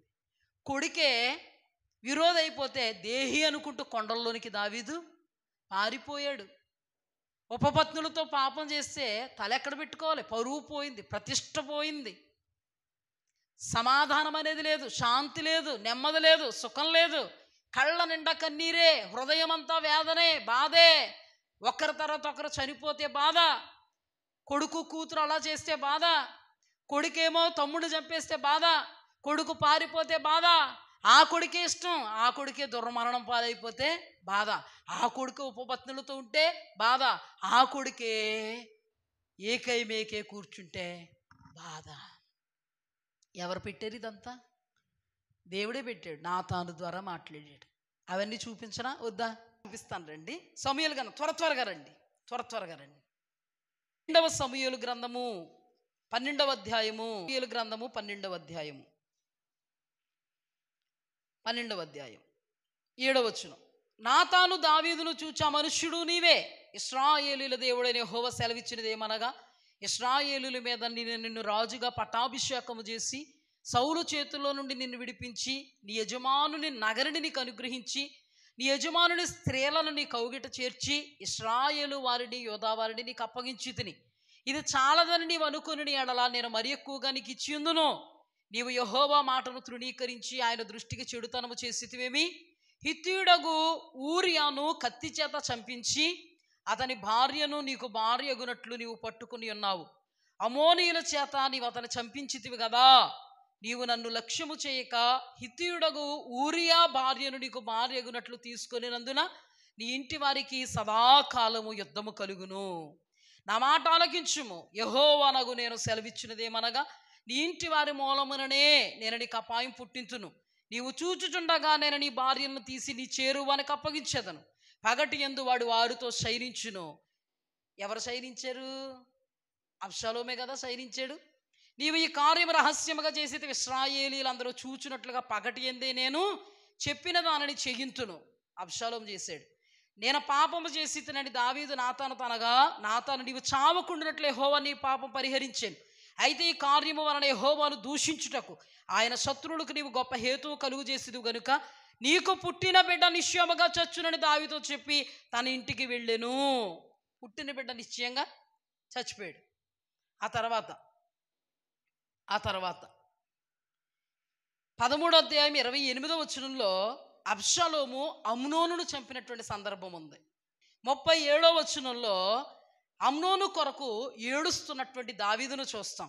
అబ్షాలోము అంటే ప్రాణమని దావీదుకి చూస్తాం. 14వ అధ్యాయం 1వ వచనంలో అబ్షాలోము అంటే ప్రాణమని చూస్తాం. ఆ తర్వాత 15వ అధ్యాయము 16వ వచనంలో 13 నుంచి 16 వచనాలు చూస్తే 15వ అధ్యాయం 16 అప్పుడు రాజు నగరిని కనిపెట్టుటకై ఉపపత్నులకు 10 మందిని ఉంచిన మీదట తన ఇంటి వారిని అందరినీ వెంటబెట్టుకుని కాలినడకన బయలుదేరాను. ఇప్పుడు చూడండి, ఇక్కడ కాలినడకన వెళ్ళిపోయారు. ఎక్కడికి? ఊరు వాడ వదిలి కొండల్లోనికి వెళ్ళిపోవడం చూస్తాం. తర్వాత 2వ సమూయేలు గ్రంథం 18వ అధ్యాయంలో 14వ వచనంలో అబ్షాలోము చనిపోవడం చూస్తాం. ఆ తర్వాత 33వ వచనం 18వ అధ్యాయం 33వ వచనంలో రాజు అనబడేటువంటి దావీదు ఏడవడం చూస్తాం. అప్పుడు రాజు బహు కలతబడి గుమ్మమునకు పైగా ఉన్న గదికి ఎక్కిపోయి ఏడ్చుచు సంచరించుచు నా కుమారుడు అబ్షాలోమా, నా కుమారుడు అబ్షాలోమా అని కేకలు వేయచ్చు. అయ్యో నా కుమారుడా, నీకు బదులుగా నేను చనిపోయిన ఎడల ఎంత బాగుండును, నా కుమారుడు అబ్షాలోమా, నా కుమారుడా అని ఏడ్చుచు వచ్చిను. అవునా? ఇన్ని జరిగాయి. ఇంత భయంకరమైనటువంటి పరిస్థితులు జరిగాయి. ఇంటికి వెళ్ళిన తర్వాత చదువుకుంటారా? చదవండి, అక్కడి నుంచి పర్లేదు, ఇక్కడి నుంచి చదవండి. సమూయేలు గ్రంథం 12 నుంచి చదవండి అమ్మా చక్కగా. 12 అధ్యాయము, 13 అధ్యాయం, 14 అధ్యాయం, 16 వరకు చదవండి చక్కగా. ఇలాగ చదివినట్టుగా ఉంటుంది మీకు. ఎంత జరిగింది దావీదుకి? మరి అభిషక్తుడు కదండి. ఆయనేమో అబ్రహాము గారు మనవడు, ఈయనేమో అభిషక్తుడు. నువ్వు ప్రజెంట్ ఎలాగున్నావు, దేవుడు నీకు ఒత్తులు వత్తడం. అంతకు మునుపు చాలా గొప్పోడండి దావీదు. అప్పుడే తప్పు చేశాడు. తప్పుకి తిప్పలో వడ్డీతో సహా వడ్డించాడు దేవుడు. అలాంటి వాళ్ళకి తప్పలేదు. సామాన్యులు మనకు తప్పుద్దా? లేకపోతే మేము సామాన్యులు కదండి, మమ్మల్ని చూస్తున్నాడు ఎట్టండి దేవుడు? దావీదు లాంటి, యాకోబు లాంటి చూస్తున్నాడు. అంత గొప్పోళ్ళం కాదండి, అందుకేనండి అనుకుంటున్నారా? లెక్కకే వడ్డీతో సహా లెక్క అప్ప చెప్తాడు దేవుడు. మనం ప్రార్థనలు అనుకుంటాం కదండి, దేవా అణిచి కుదించి ఇచ్చే దేవుడు. మనకు మాత్రం ఆశీర్వాదం దీవెన అణిచి కుదించి ఇచ్చేయాలంట. లెంపకాయలు మాత్రం అణిచి కుదించేవాడా? వడ్డీతో సహా ఇస్తాడు. అందుకేనండి భయం దేవుడు అంటే తెలుసా? అన్యో చేయుటకు మాకు స్వాతంత్రం ఉన్నవి కానీ అన్యో చేయదగినవి కావు. భయం కొడతాడు. అనవసరంగా కొట్టించుకోవడం ఎందుకు, టైం వేస్ట్ చేసుకోవడం ఎందుకు, పరలోకములో ఉన్నత స్థానాన్ని గండు పెట్టుకోవడం ఎందుకు?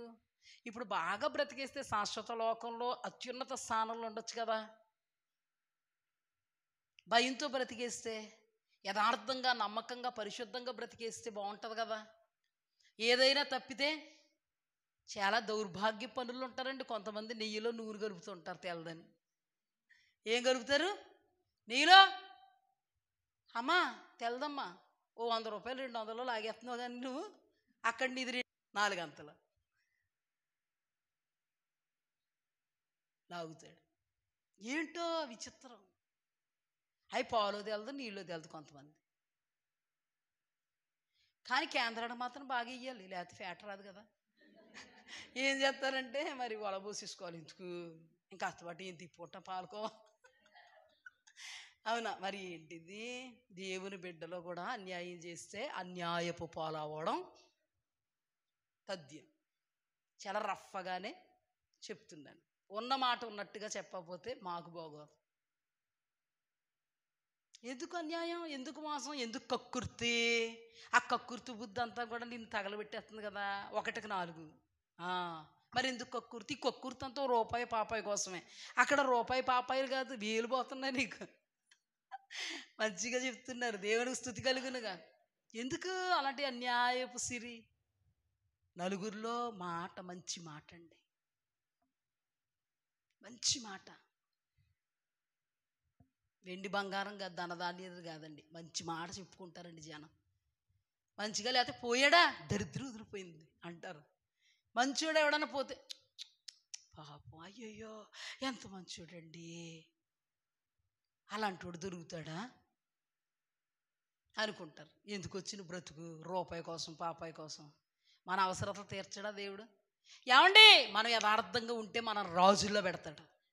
అబ్రహాము యథార్థంగా ఉన్నాడు కాబట్టి రాజులు అంటున్నారు. ఆయన నిజంగా మహారాజు కాదు, రాజులు చెప్పుకున్నారు, అబ్రహామా నీవు మా మధ్యలో మహారాజు అన్నా. ఆయన అసలు మహారాజా కాదా, ఆయనకి తెలదా? ఆయనకి తెలదలే. వీళ్ళు అనుకోవడం మహారాజు అనుకుంటారు. ఈరోజు కూడా మమ్మల్ని చూడండి, వీళ్ళకేంటి రాజు. మనకి ఏముందో లేదో దేవుడిని బట్టి స్తుతి కలుగుతున్నారు. బయటే చెప్పుకుంటున్నారు చాలు, దేవుడికి స్తుతి కలుగుగా. ఎంతకంటే ఏంటి, ఉన్నంతలో దేవుడిని చూసుకుంటూ బతికేయండి. నీకేమీ లేదా? బయట అందరూ కూడా చెప్పుకుంటున్నారు కదా ఉందని. ఎన్ని కోట్లు ఇస్తే నీ గురించి చెప్పుకుంటారు. నేను కనీసం సలికోటు కూడా ఇవ్వలేదు ఎవరికి, కానీ ఎంత బాగా చెప్పుకుంటున్నారో చూడండి. మాకు బీరువా నిండాన్ని సొమ్మే వాళ్ళ దృష్టిలో. ఇప్పుడు అబ్రహాం గడ్డ అడుగెట్టడానికి స్థలం లేదంట, కానీ వాళ్ళు ఏమంటున్నారు, అబ్రహామా నీకు నాకు ఎంత మా మధ్యలో నువ్వు మహారాజు. ఈ రోజున ఎకరాలు చేరున్న వాళ్ళు, మాకు ఒక ఎకరం కూడా లేదు, కానీ దేవుడు ఇస్తానన్నాడు. దేవుడికి స్తుతి కలు ప్రకటిస్తున్నాను, నేను కొన్ని ఎకరాలు ఇస్తానన్నాడు. మేము కావాలని కోరుకోలే, కోట్లు ఇస్తానన్నాడు. ఆ రోజే వద్దనుకుంటే లేదు నేను నీకు ఇస్తాను అన్నాడు. ఎందుకో తెలుసా, కొంచెములో నమ్మకంగా ఉన్న వాళ్ళు అత్యధికమైన వాటిలో కూడా నమ్మకంగా ఉంటారని వాళ్ళకి తెలుసు.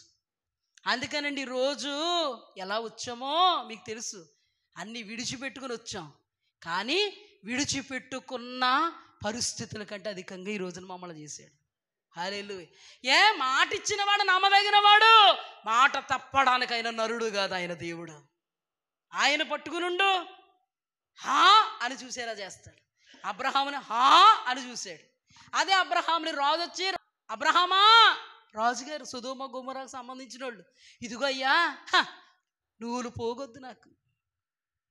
అప్పటికే ఉన్నది అయినా కానీ నువ్వు ఇచ్చావనుకో మా దేవుడు గొప్ప తగ్గిపోద్ది. నీ గొప్ప నువ్వే చెప్పేసుకుంటావు, నేనెవడికి చెప్పుకోలేదు. నువ్వు చెప్తే 100 మంది చెప్తావు. ఎందుకు? ఇంతవరకు చూసిన దేవుడిని నేను గొప్ప చెయ్యాలి, నువ్వులు పోగొద్దు. హల్లెలూయా. ఎలీషాకి ఏముంది? ఆ పూటకు ఆ పూట ఏముంది, ఆ పూటకు ఆ పూట. కానీ నయమాన్ వచ్చి బంగారము వెండి వస్త్రాలు ఇస్తుంటే నో నో నో నో పట్టుకెళ్ళిపో. ఆయన దృష్టిలో ఇప్పుడు ఎవరో ధనవంతుడు, అసలు లెక్క చేయడు డబ్బు. చాలండి, దేవునికి స్తుతి కలుగుగా. కక్కుర్తి పడద్దు, కక్కుర్తికి వెళ్ళొద్దండి, ఉన్నది ఊడిపోద్ది. చూడండి, మనిషికి మనిషి అన్యాయం చేయకూడదు, అక్రమం చేయకూడదు, మోసం చేయకూడదు, పొరుగు వారిది ఏదో ఆశించకూడదు. అది మనకు కావాలనకూడదు, కావాలనుకుని వాడు కడుపు కొట్టకూడదు మనిషి. మరి ఇప్పుడు దేవుడు పరాయి వాళ్ళది ఏదో ఆశించకూడదంటే అందులో దేవుడు ఉన్నాడండో. దేవుడు ఉన్నాడా? మరి లేడా? దేవుడు నీకు అన్నిగా ఇవ్వాలా, కానీ దేవుడు ఉండడా? దేవుడికి ఇచ్చేది ఉండదా? నువ్వు దేవుడు వాక్యంలో ఏముందో తెలుసా, నీ పొరుగువానిది ఏది ఆశించకూడదు.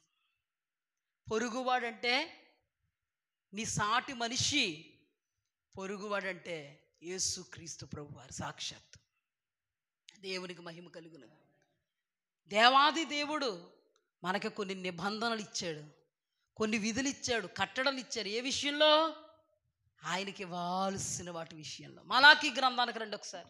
మలాకీ గ్రంథము 3వ అధ్యాయము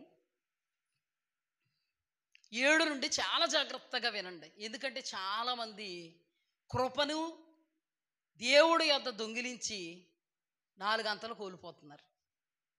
అంతే కదండి, దొంగిలిస్తే ఏమైపోతారండి? ఎంతవరకు యాకోబు ఏమయ్యాడు, ఎంతవరకు దావీదు ఏమయ్యాడు?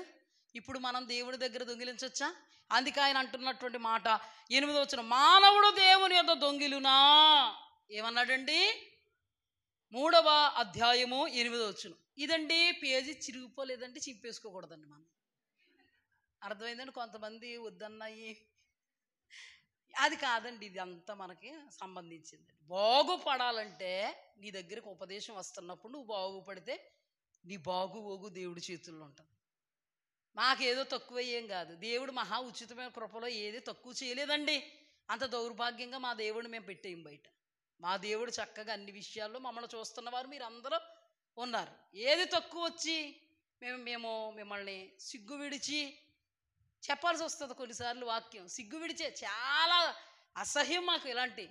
కానీ దేవుడు సేవకులం కాబట్టి ఎవరి మేలు కోసం? దేవుని యొద్ద దొంగిలిస్తున్నారు, జాగ్రత్త. ఇక్కడ ఏమని రాయబడింది? మానవుడు దేవుని యొద్ద దొంగిలునా, అయితే మీరు నా యొద్ద దొంగిలితిరి. మీరు అడగొచ్చు, దొంగిలించామా మేము? దొంగలమా దేని విషయంలో ప్రభువా అంటే దేవుడు అంటారు, దేని విషయంలో మేము నీ యొద్ద దొంగిలిత్తుమని మీరందరూ 10వ భాగమును అంటే దశమ భాగమును. యేసుక్రీస్తు ప్రభువారు ఈ లోకంలో ఉన్నప్పుడు కైసరువు కైసరికి, దేవునివి దేవునికి, అక్కడ పర్టికులర్గా దేవునివి దేవునికి ఇవ్వండి. కైసరు అంటే ఒక విషయంలో మనిషి, ఒక విషయంలో మనిషిగా తీసుకోవచ్చు, పొరుగువాడిగా తీసుకోవచ్చు, ఒక విషయంలో గవర్నమెంట్ తీసుకోవచ్చు.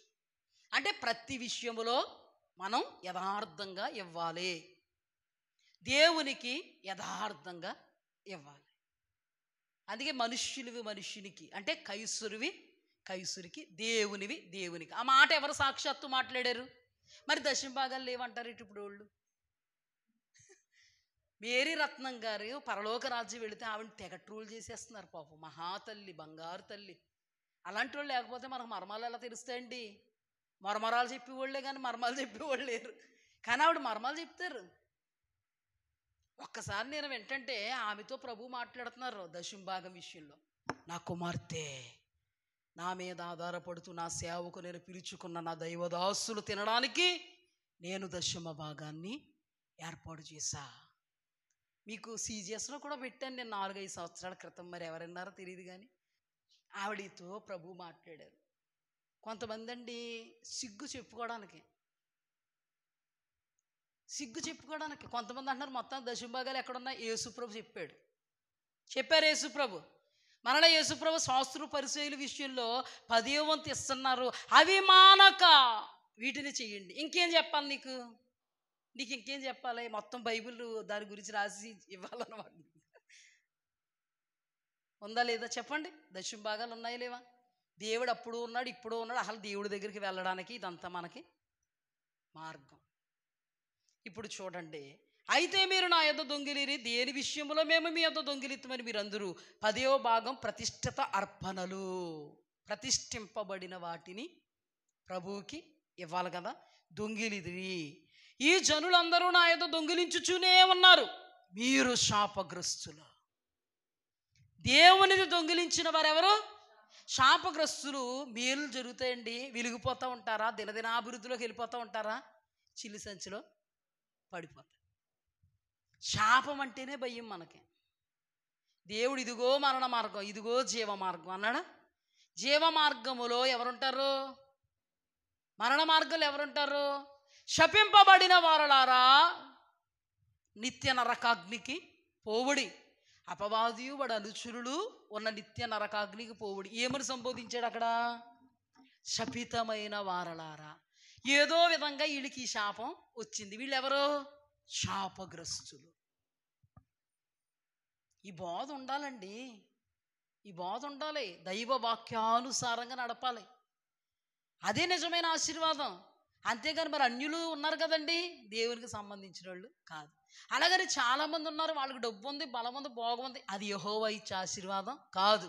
అందుకేనండి చాలా ధ్యానం చేయాలి మనం. యెహోవా ఇచ్చే ఆశీర్వాదం ఐశ్వర్యం ఇస్తుంది, నరుల కష్టార్జితం వల్ల ఎక్కువ కాదు. అలాగని ధనవంతుడి దగ్గర ఐశ్వర్యం చాలా ఉంది, దశమ భాగాలు ఇచ్చేసినోడా, అందుకే ఎక్కడ పోయాడు? జాగ్రత్తగా అధ్యయనం చేసుకోవాలి. మరి అనుకోవచ్చు, మరి చాలామంది క్రైస్తవులు ధనవంతులుగా ఉన్నారండి, దశమ భాగాలు ఇవ్వకుండా ధనవంతులు అయిపోయారు కదండి, మరి మేము దశమ భాగాలు ఇస్తేనే ధనవంతులు అవుతామండి. కాదు, ఆ ధనవంతుడు శాపగ్రస్తుడు. ఆ కోణం కూడా ఉంది ఆయనలో, దొంగిలించే కోణం ఉంది. మరి ఈ కోణం ఎలాంటి కోణం? ఈ కోణం అందరికీ కనబడేలెచ్చు కోణం. ఆఖరికి దశమ భాగాలు కూడా పక్కన పెట్టి మొత్తానికి ఏది దారాదత్వం అని ఎవరో బీదలకి ఫొటోస్ తీసుకునే రకం అన్నమాట. ఈ రకం దశమ భాగాలను ఇష్టం వచ్చినట్టుగా చేయకూడదండి.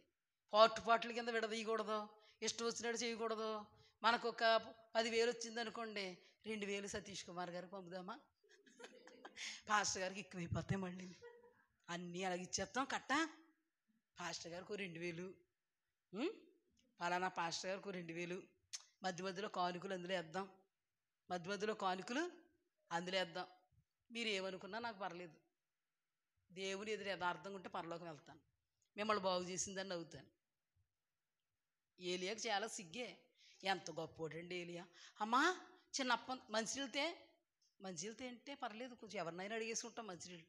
అప్పం తెమ్మంటే బాగు చపాతి అమ్మ ఇంట్లోకి అమ్మ సీత గారు చపాతి తిండి, మీ ఇల్లు మా పక్కనే, చపాతి తింటమ్మ కొంచెం అంటే ఆవిడ ఏమంటారు తెలుసా, సిగ్గులేదు, చీప్ అయిపోమండి. మరి ఏలి ఎంత టూరండి, యెహోవా సన్నిధిని నిలబడిన వాడు కాబట్టే అంతవరకు కెర్రూతు వాగు దగ్గర దేవుడి చేత పోషింపబడుతున్న కాకోలువులు వచ్చి ఆహారం మాంసం ఇస్తున్నా దేవుడు ఆజ్ఞ మేరకు అమ్మా చిన్న అప్పుందే కడుపు నిండిపోద్దయ్యా, నా కడుపు నిండదో నీ కడుపు నిండుద్ది. ఎన్ని రోజులు, రోజులు కాదు సంవత్సరాలు, ఎంతవరకు దేవుడు కటాక్షించే వరకు నువ్వు ఇది తిని బతుకుతావు, కరువు దినాలు పూర్తయ్యే వరకు. ఊరికే రాయించడండి ఈ లోతులు తెలియక. ఇప్పుడు నన్ను కట్ చేసి వీళ్ళు ఏం చేస్తారు తెలుసా, అమ్మగారు దశమ భాగాలు, నేను మాత్రం తీరది, కట్ చేసుకోండి, ట్రోల్ చేసుకోండి, వ్యూస్ పెంచుకోండి, సబ్స్క్రైబ్స్ ఎక్కువ అవుతాయి, పర్లేదు. దాని తర్వాత ఏమొస్తాయి, మీకు డబ్బులు వస్తాయి, ప్రోత్సహించుకోండి. ఉన్న మాట చెప్పాలంతే కదా. అందుకేనండి ధనవంతుడు ఎక్కడున్నాడమ్మా, ఆ కోణంలో కూడా మైనస్ వచ్చింది అతనికి. శాపగ్రస్తులు, మీరు శాపగ్రస్తులు. ఒక ఆవిడ సాక్ష్యం చెప్తున్నారండి. సాక్ష్యం చెప్తా, దేవుడు చచ్చిపోయిన ఆవిడ బ్రతికించారు. దేవుని దగ్గరికి వస్తున్నప్పుడు దేవుని దగ్గర చాలా అద్భుతంగా వచ్చేవారంట ఆవిడ. కానంట ముందు నుంచి ఉన్నారు క్రైస్తవులు, దేవుని మందిరానికి వచ్చేవాళ్ళు ఎగ్గొడుతున్నారంట. అందుకనంట ఆవిడ అనుకున్నారంట, ఓహో శుక్రవారం రాక్కర్లేదు అయితే అనుకున్నారంట. ఆ తర్వాత బుధవారం కూడా రాక్కర్లేదు, చాలామంది రావట్లేదు, మెయిన్ పర్సన్స్ అనుకున్నారంట. ఆవిడ ఎక్కడికి దారి తీసిందంటే, ఇది ఆదివారం ఆరాధన కూడా మానేసి దుడుపు కార్యక్రమంలో ఉండడం మొదలుపెట్టారంట. అర్థమైందా? దుడుపు కార్యక్రమంలో ఉండడం మొదలుపెట్టి కొన్ని రోజులకి ఏడుతూ వచ్చారంట దైవజనుడి దగ్గరికి. నేను చేసిందంతా నాశనం అయిపోయిందండి అయ్యా, నా ఎన్ని దొంగోళ్ళు దోసేశారండి అయ్యా, నా అది ఇలాగైపోయింది అయ్యా అన్నారంట. పాస్టర్ గారు అన్నారంట, ఎప్పుడు వచ్చారు మందిరానికి? మళ్ళీ ఇప్పుడు వచ్చావు, ఈ మధ్యన ఏం చేసావు? దేవుని వాక్యం చదివావా? ఏం చెప్తుంది? ఆయన ఎలా రాబట్టాలో ఆయనకు తెలుసు. హల్లెలూయా. ఉన్నదా రాలేదా లేదా, ఎలా రాబడతాడో తెలుసు. ముందు మాత్రం ఏం తెలియదు అమ్మగారికి బొమ్మగారికి, అబ్బా దుడుపు డబ్బులు కనబడుతున్నాయి, ఆదివారం కూడా దుడు చేసిన డబ్బులు కనబడిపోతున్నాయి ఆవిడకి. అందులో ఇంకే భాగాలు లేవు, ప్రతిష్ట ఫస్ట్ ఉండి, ఆ తర్వాత కొంచెం బలహీనంగా అయితే బాగా బలవంతులుగా ఎవరండి, ఎవరు లాగేయడమే సాతానుడు. ఆ తర్వాత మొత్తం అన్నీ కోల్పోయి అమ్మగారు వచ్చారు. ఈ అమ్మగారు ఏమన్నారు, వాక్యం చూసుకో, ముందు నువ్వు బాగుపడాలంటే ఇక్కడికి వచ్చి ఏడుస్తాం కాదు, మేము చెప్తున్న వాక్యాన్ని బట్టి నువ్వు నిలబడు, మరలా నీ స్థితిని దేవుడికి ఇస్తాడు. ఒప్పుకో, దేవుడి సన్నిధిలో కప్పుకోకు. మామూలు ఇది దేవుడితోట చెలగాటం. ఏమండి, అగ్ని నిప్పండి, కాలిపోతాం మరి జాగ్రత్త. దానివల్ల మరి చాలా ప్రమాదం ఉంది. వాక్యమే. అర్థమైందండి? ఇక్కడ ప్రభువు మీరు శాపగ్రస్తులు. ఆమె ఏమైపోయింది? ఉన్నదంతా కోల్పోయింది, శపింపబడిన అనువుల్లోకి వెళ్ళిపోయింది. ధనవంతుడు యెహోవా ఇచ్చే ఆశీర్వాదం ఐశ్వర్యం ఇస్తుంది. యెహోవా ఇచ్చే ఆశీర్వాదం అనే ఐశ్వర్యం కాదు ఇది. అందుకే పిల్లికి భిక్షం ఎత్తలేదు ఆయనకి, దరిద్రుడికి. ఎక్కడికి వెళ్ళిపోయావు? డప్పుల మేళాల్లో, తిప్పల మేళాలు చాలా ఉన్నాయి ఇక్కడ. నువ్వు ఎక్కడున్నావు? పాతాళములో యాతన పడుతున్నాను. ఇప్పుడు మా తమ్ముళ్ళు కూడా నా బాపతే ఉన్నారు, వాళ్ళు కూడా సేద నరకం వెళ్ళిపోతారు. లాజరును పంపు, పాస్టర్ గారు ఉన్నారు అక్కడ. దేవుని చేత ఏర్పాటు చేయబడిన వాళ్ళు చెప్తున్న వాక్యం విను, విన్న వాక్యాన్ని గ్రహించుకో, పరలోకం వెళ్తావు. దేవునికి మహిమ కలుగునుగా. ఇదొక కోణం. అంతేగాని ఇప్పుడు ఇలాంటి వాళ్ళు పాస్టర్ అమ్మగారి దశంభాగం ఇవ్వకపోతే నరకం వెళ్ళిపోతారు అంటున్నారని చెప్తారు వీళ్ళు. చూడండి, ట్రోల్ చేస్తారు. ఈ పాస్టర్ అమ్మగారు ఎవరో కానీ, సోనియా పాస్టర్ అమ్మగారు అంట. మళ్ళీ చర్చు వేదికలు వీళ్ళకి నన్ను క్లిప్పింగ్ వేసి ఏం చేస్తారు, మీరు ట్రోల్ చేస్తే మాత్రం నాకేం భయం లేదు, మీరు కూడా సిగ్గుగా ఫీల్ అవ్వకండి. నీతిగా నిలబడ్డారో, నీతి నిమిత్తం హింసింపబడి వారు ధన్యులు, పరలోక రాజ్యం వారిది. నా నిమిత్తము జనులు మిమ్మల్ని నిందించి హింసించి అబద్ధంగా చెడ్డ మాటలు ఎలా పలికినప్పుడు మీరు ధన్యులు. సంతోషించి ఆనందించండి, పరలోకంలో ఫలం అధికమైపోద్ది. మరి సంతోషించి ఆనందించాలి కదా, విచారం ఎందుకు? అన్నిటికీ రెడీ, నో ప్రాబ్లం. విచారం ఎందుకండి? యేసుప్రభు అంతటోనే తిండిపోతూ తాగుబోతు అన్నాడు. ఆయన కాలు గోటుకు కూడా సరిపోను నేనెంత. అందుకే ఏం భయం లేదండి, నిజం నిర్భయంగా చెప్తాం. కొందరినైనా బాగు చేస్తే మంచిది కదా. పరలోకంలో కిరీటంలో రత్నాలు పెడతాడు దేవుడు నాకు, మీరు ఎవరన్నా పెడతారా? దేవునికి స్తుతి కలుగునుగా. ఏమని రాయబడింది ఇక్కడ? శాపగ్రస్తులు. ఇప్పుడు నేను చెప్తున్నాను వాళ్ళనుకోవడం కాదు, దశమ భాగం ఎవరైతే ఎవరో వాళ్ళ శపితమైన వాళ్ళు, శాపగ్రస్తులు. ఎవరైతే దేవుడు అర్పణలు యథార్థంగా దేవుడికి అర్పించడం వాళ్ళు శపితమైన వాళ్ళు, శాపగ్రస్తులు. చూడండి తర్వాత, నా మందిరములో ఆహారం ఉండినట్లు 10వ భాగం అంతయు మీరు నా మందిరపు నిధుల్లోనికి తీసుకురండి. దీన్ని చేసి మీరు నన్ను శోధించిన ఎడలా నేను ఆకాశపు వాకిండ్లను విప్పి పట్టజాలనంత విస్తారముగా దీవెనను కుమ్మరించేదనని సైన్యములకు అధిపతిగా యెహోవా సెలవిచ్చుచున్నాడు. సైన్యములకు అధిపతిగా యెహోవా ఏమని సెలవిస్తున్నాడు? అప్పుడు నన్ను శోధించండి. అసలు దేవుడు ఏ విషయంలో కూడా శోధించొద్దు అంటారు. నీ దేవుడైన యెహోవాను శోధింపకూడదని నీకు తెలియదని యేసుక్రీస్తు ప్రభువారు సాతానుతో చెప్తే, దేవాది దేవుడు మీరు నన్ను శోధించేయండి. ఏ విషయంలో? మీరు 10వ వంతు ప్రతిష్ఠిత అర్పణలు విధిగా ధర్మంగా వాక్యములో నేను ఏదైతే ఇవ్వాలని చెప్పానో వాటన్నిటిని ఇచ్చి, ప్రభువా ఆకాశపు వాకిళ్ళు విప్పయ్యా, పట్టజాలన విస్తారమైన ధనాగారాన్ని తెరువయ్యి అంటే ఖచ్చితంగా నేను నీకు చేసి చూపుతా అన్నాడు. ఈ విషయంలో నన్ను శోధించండి అన్నాడు. చూడండి, అర్థమైందా? దేవునికి మహిమ కలుగునుగా. అప్పుడు చూడండి, అప్పుడు చేస్తానంటే ఏమని? కింద చూడండి, మీ పంటను తినివేయు పురుగులను నేను గద్దించేదను, అవి మీ భూమి పంటను నాశనం చేయవు. మీ ద్రాక్ష చెట్లు అకాల ఫలములు రాల్చకయుండునని సైన్యములకు అధిపతిగా యెహోవా సెలవిచ్చుచున్నాడు. హల్లెలూయా. ఇప్పుడు పాడి ఎవరి కోసం చేస్తారండి? సంపాదన కోసమేనా? పంట సంపాదన కోసమేనా? ద్రాక్ష తోటలు, మామిడి తోటలు, ఆ తోటలు, ఈ తోటలు, అంజూరపు తోటలు సంపాదన కోసమేనా? ఇప్పుడు దేవుడు అంటున్నారు, మీరు ఇవ్వాల్సిన ఇచ్చి నా ఎదుట ప్రార్థన చేసి నన్ను శోధిస్తే ఆకాశపు వాకిళ్ళు విప్పి పట్టజాలన విస్తారమైన ధనం ఎలా ఇస్తారంట? పంటను పాడు చేయు వాటికి ఆజ్ఞాపిస్తా, పాడు చేయొద్దని. ప్రకృతి వైపరీత్యాలకు ఆజ్ఞాపిస్తా, అతని జోలికి వెళ్ళొద్దని. చీడపీడలకు ఆజ్ఞాపిస్తా, అతని పంటను తినొద్దని. అకాలమైనటువంటి పరిస్థితులు వచ్చి కొట్టుకుపోయేలాగా అవుతాయే, వాటికి ఆజ్ఞాపిస్తా చెయ్యొద్దని, లేకపోతే వాటికి ఆజ్ఞాపిస్తా చేసేయమని. అర్థమవుతుందా? ఇది వాక్యం అన్నమాట. వాక్యం విడమరిచి చెప్తున్నాం అన్నమాట. బాగుందా? పాస్టమ్మ గారంటే ఆశీర్వాదాన్ని విడమరిచి, ఇదిగో మీకు ఆశీర్వాదం ఇంటికి వెళ్ళగానే వచ్చేద్దంటే చాలా బాగుండేదండి బాబు మాకు. మీరు అనేవారు కదండి, ఇప్పటి నుంచి అద్భుతాలు చెప్తారు మీరంటే చాలా బాగుండేదండి, కానీ ఇది చెప్తుంటే కొంచెం అంత ఎక్సైట్మెంట్ లేదా కదా, వాక్యమే కదా. చూడండి తర్వాత, మీ పంటలు తినివేయు పురుగులు 11, మీ పంటలు తినివేయు పురుగులు నేను గద్దించేదను, అవి మీ భూమి పంట నాశనం చేయవు. మీ ద్రాక్ష చెట్లు అకాల ఫలములు రాల్పకుండునని సైన్యములకు అధిపతిగా యెహోవా సెలవిచ్చుచున్నాడు. అప్పుడు ఆనందకరమైన దేశములో మీరు నివసించుదురు గనుక అన్యజనులందరూ మిమ్మును ధన్యులు అందురని సైన్యములకు అధిపతిగా యెహోవా సెలవిచ్చుచున్నాడు. హల్లెలూయా. మనం చాలాసార్లు ప్రార్థన చేస్తాం కదా.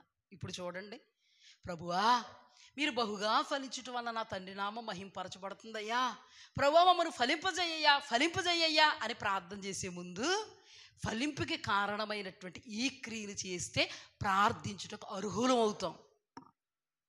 హల్లెలూయా. డబ్బు పిచ్చి ఎక్కి చెప్తులేదు నేను. కొంతమంది ఇంకక్కడికి వెళ్ళిపోతారన్నమాట. ఈవిడికి ఎక్కేసిందో, డబ్బు పిచ్చి ఎక్కేసిందో, వరుసగానే వస్తుంది వాక్యం. ఎతుక్కుని నోట్స్ ప్రిపేర్ చేసుకుని కాదు, డబ్బు పిచ్చి అసలు ఎక్కలేదు, ఎప్పటికీ ఎక్కదు, చచ్చివరికి ఎక్కదు. ఆ భరోసా నాకుంది. దేవునికి స్తుతి కలుగుగా. చూడండి, ప్రభు ఏమన్నారు అప్పుడంటే, అన్యజనులు మనల్ని చూసి ధన్యులు అంటారంట. ఏమి దీవెన, ఏమి ఆశీర్వాదం. అన్యజనులు మమ్మల్ని చూసి ఆలకేటి అంటున్నారంట. ఇప్పుడు అన్యజనులు అంట మమ్మల్ని చూసి ఆలకేటి అని చెప్పుకుంటున్నారు. ఆలకేంట్రా, అబ్రహాముని అలా చెప్పుకున్నారు. అంతే, ప్రభువు మీద డిపెండ్ అయి ఉంటే అలాగే చెప్పుకుంటారు. ఎక్కడికి వెళ్ళినా అదే. ఎందుకంటే వాక్యం మారదు. భూమి ఆకాశములు గతించిపోయిన వాక్యం మారదు. కొంతమంది ఇన్ని ఎకరాలు పాస్టర్ గారికి అంటున్నారంట. నేను అన్నాను, 10 రూపాయలు కూడా లేదు, ఇడుస్తుంది వెనకతలని చెప్పు అని పంపాను ఒకళ్ళని. వాళ్ళ నాన్నగారు ఎంత ఇచ్చారో అన్నారంట. 10 రూపాయలు వద్దనుకుని వస్తామని చెప్పు అని పంపాను. సాధ్యమండి? ఒక్క మాట చెప్పండి, సాధ్యమా? మీ కళ్ళ ముందు వచ్చాం మేము, సాధ్యమా? ఇదేనండి అద్భుతం అంటే. కంటికి కనబడని, చెవికి వినబడని, హృదయానికి గోచరం కానీ అగోచర కార్యాలు దేవుని మీద ఆధారపడితే వస్తాయి. దేవుణ్ణి చూసుకుంటే వస్తాయి.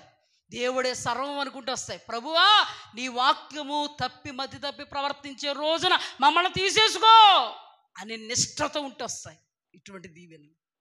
అర్థమైందండి? మా నాన్నగారు వాళ్ళు వీళ్ళందరూ కూడా మా కోసం చెప్పుకునేది అది. వాళ్ళ మెయింటెనెన్స్ ఏంటరా బాబు? గొప్పలకు కాదండి, ఈ గొప్ప నన్ను ఏమి ఎక్కించేదండి. ప్రభువుకి మహిమ. ఆ రోజున అబ్రహాం గురించి చెప్పుకున్నారు. హల్లెలూయా. ఏంటి? మా స్వాస్థ్యం మా దేవుడు. మాకు స్వాస్థ్యం ఎవరు? మా నాన్న కాదు, మా తాత కాదు, మా మామ కాదు. మా స్వాస్థ్యం సైన్యములకు అధిపతియగు యెహోవా, మా దేవుడే. ఎక్కడికి వెళ్ళినా కూడా ఏముంది మీకు? ఏమీ లేదండి, మా దేవుడు ఉన్నాడండి మాతో. హల్లెలూయా. దేవునికి స్తుతి కలుగుగాక. ధైర్యంగా చెప్పగలుగుతున్నాను, మా దేవుడు మాతో ఉన్నాడు కాబట్టి చెప్పగలుగుతున్నాను ధైర్యంగా. హల్లెలూయా. ఆయన చూసుకుంటాడండి. అందుకే అన్నాడు, ఇది చేసినట్టు శోధించండి, ఆకాశపు వాకిళ్ళు విప్పి పట్టజాలని విస్తారమైన ధనాగారం. నేను దేవుని ఎదుట వాక్యం దగ్గర చెప్తున్నా, దశమ భాగాల విషయంలో యథార్థంగా ఉంటాం. దేవుడికి ఇచ్చే ప్రతిష్ఠితమైన వాటి విషయంలో యథార్థంగా ఉంటాం.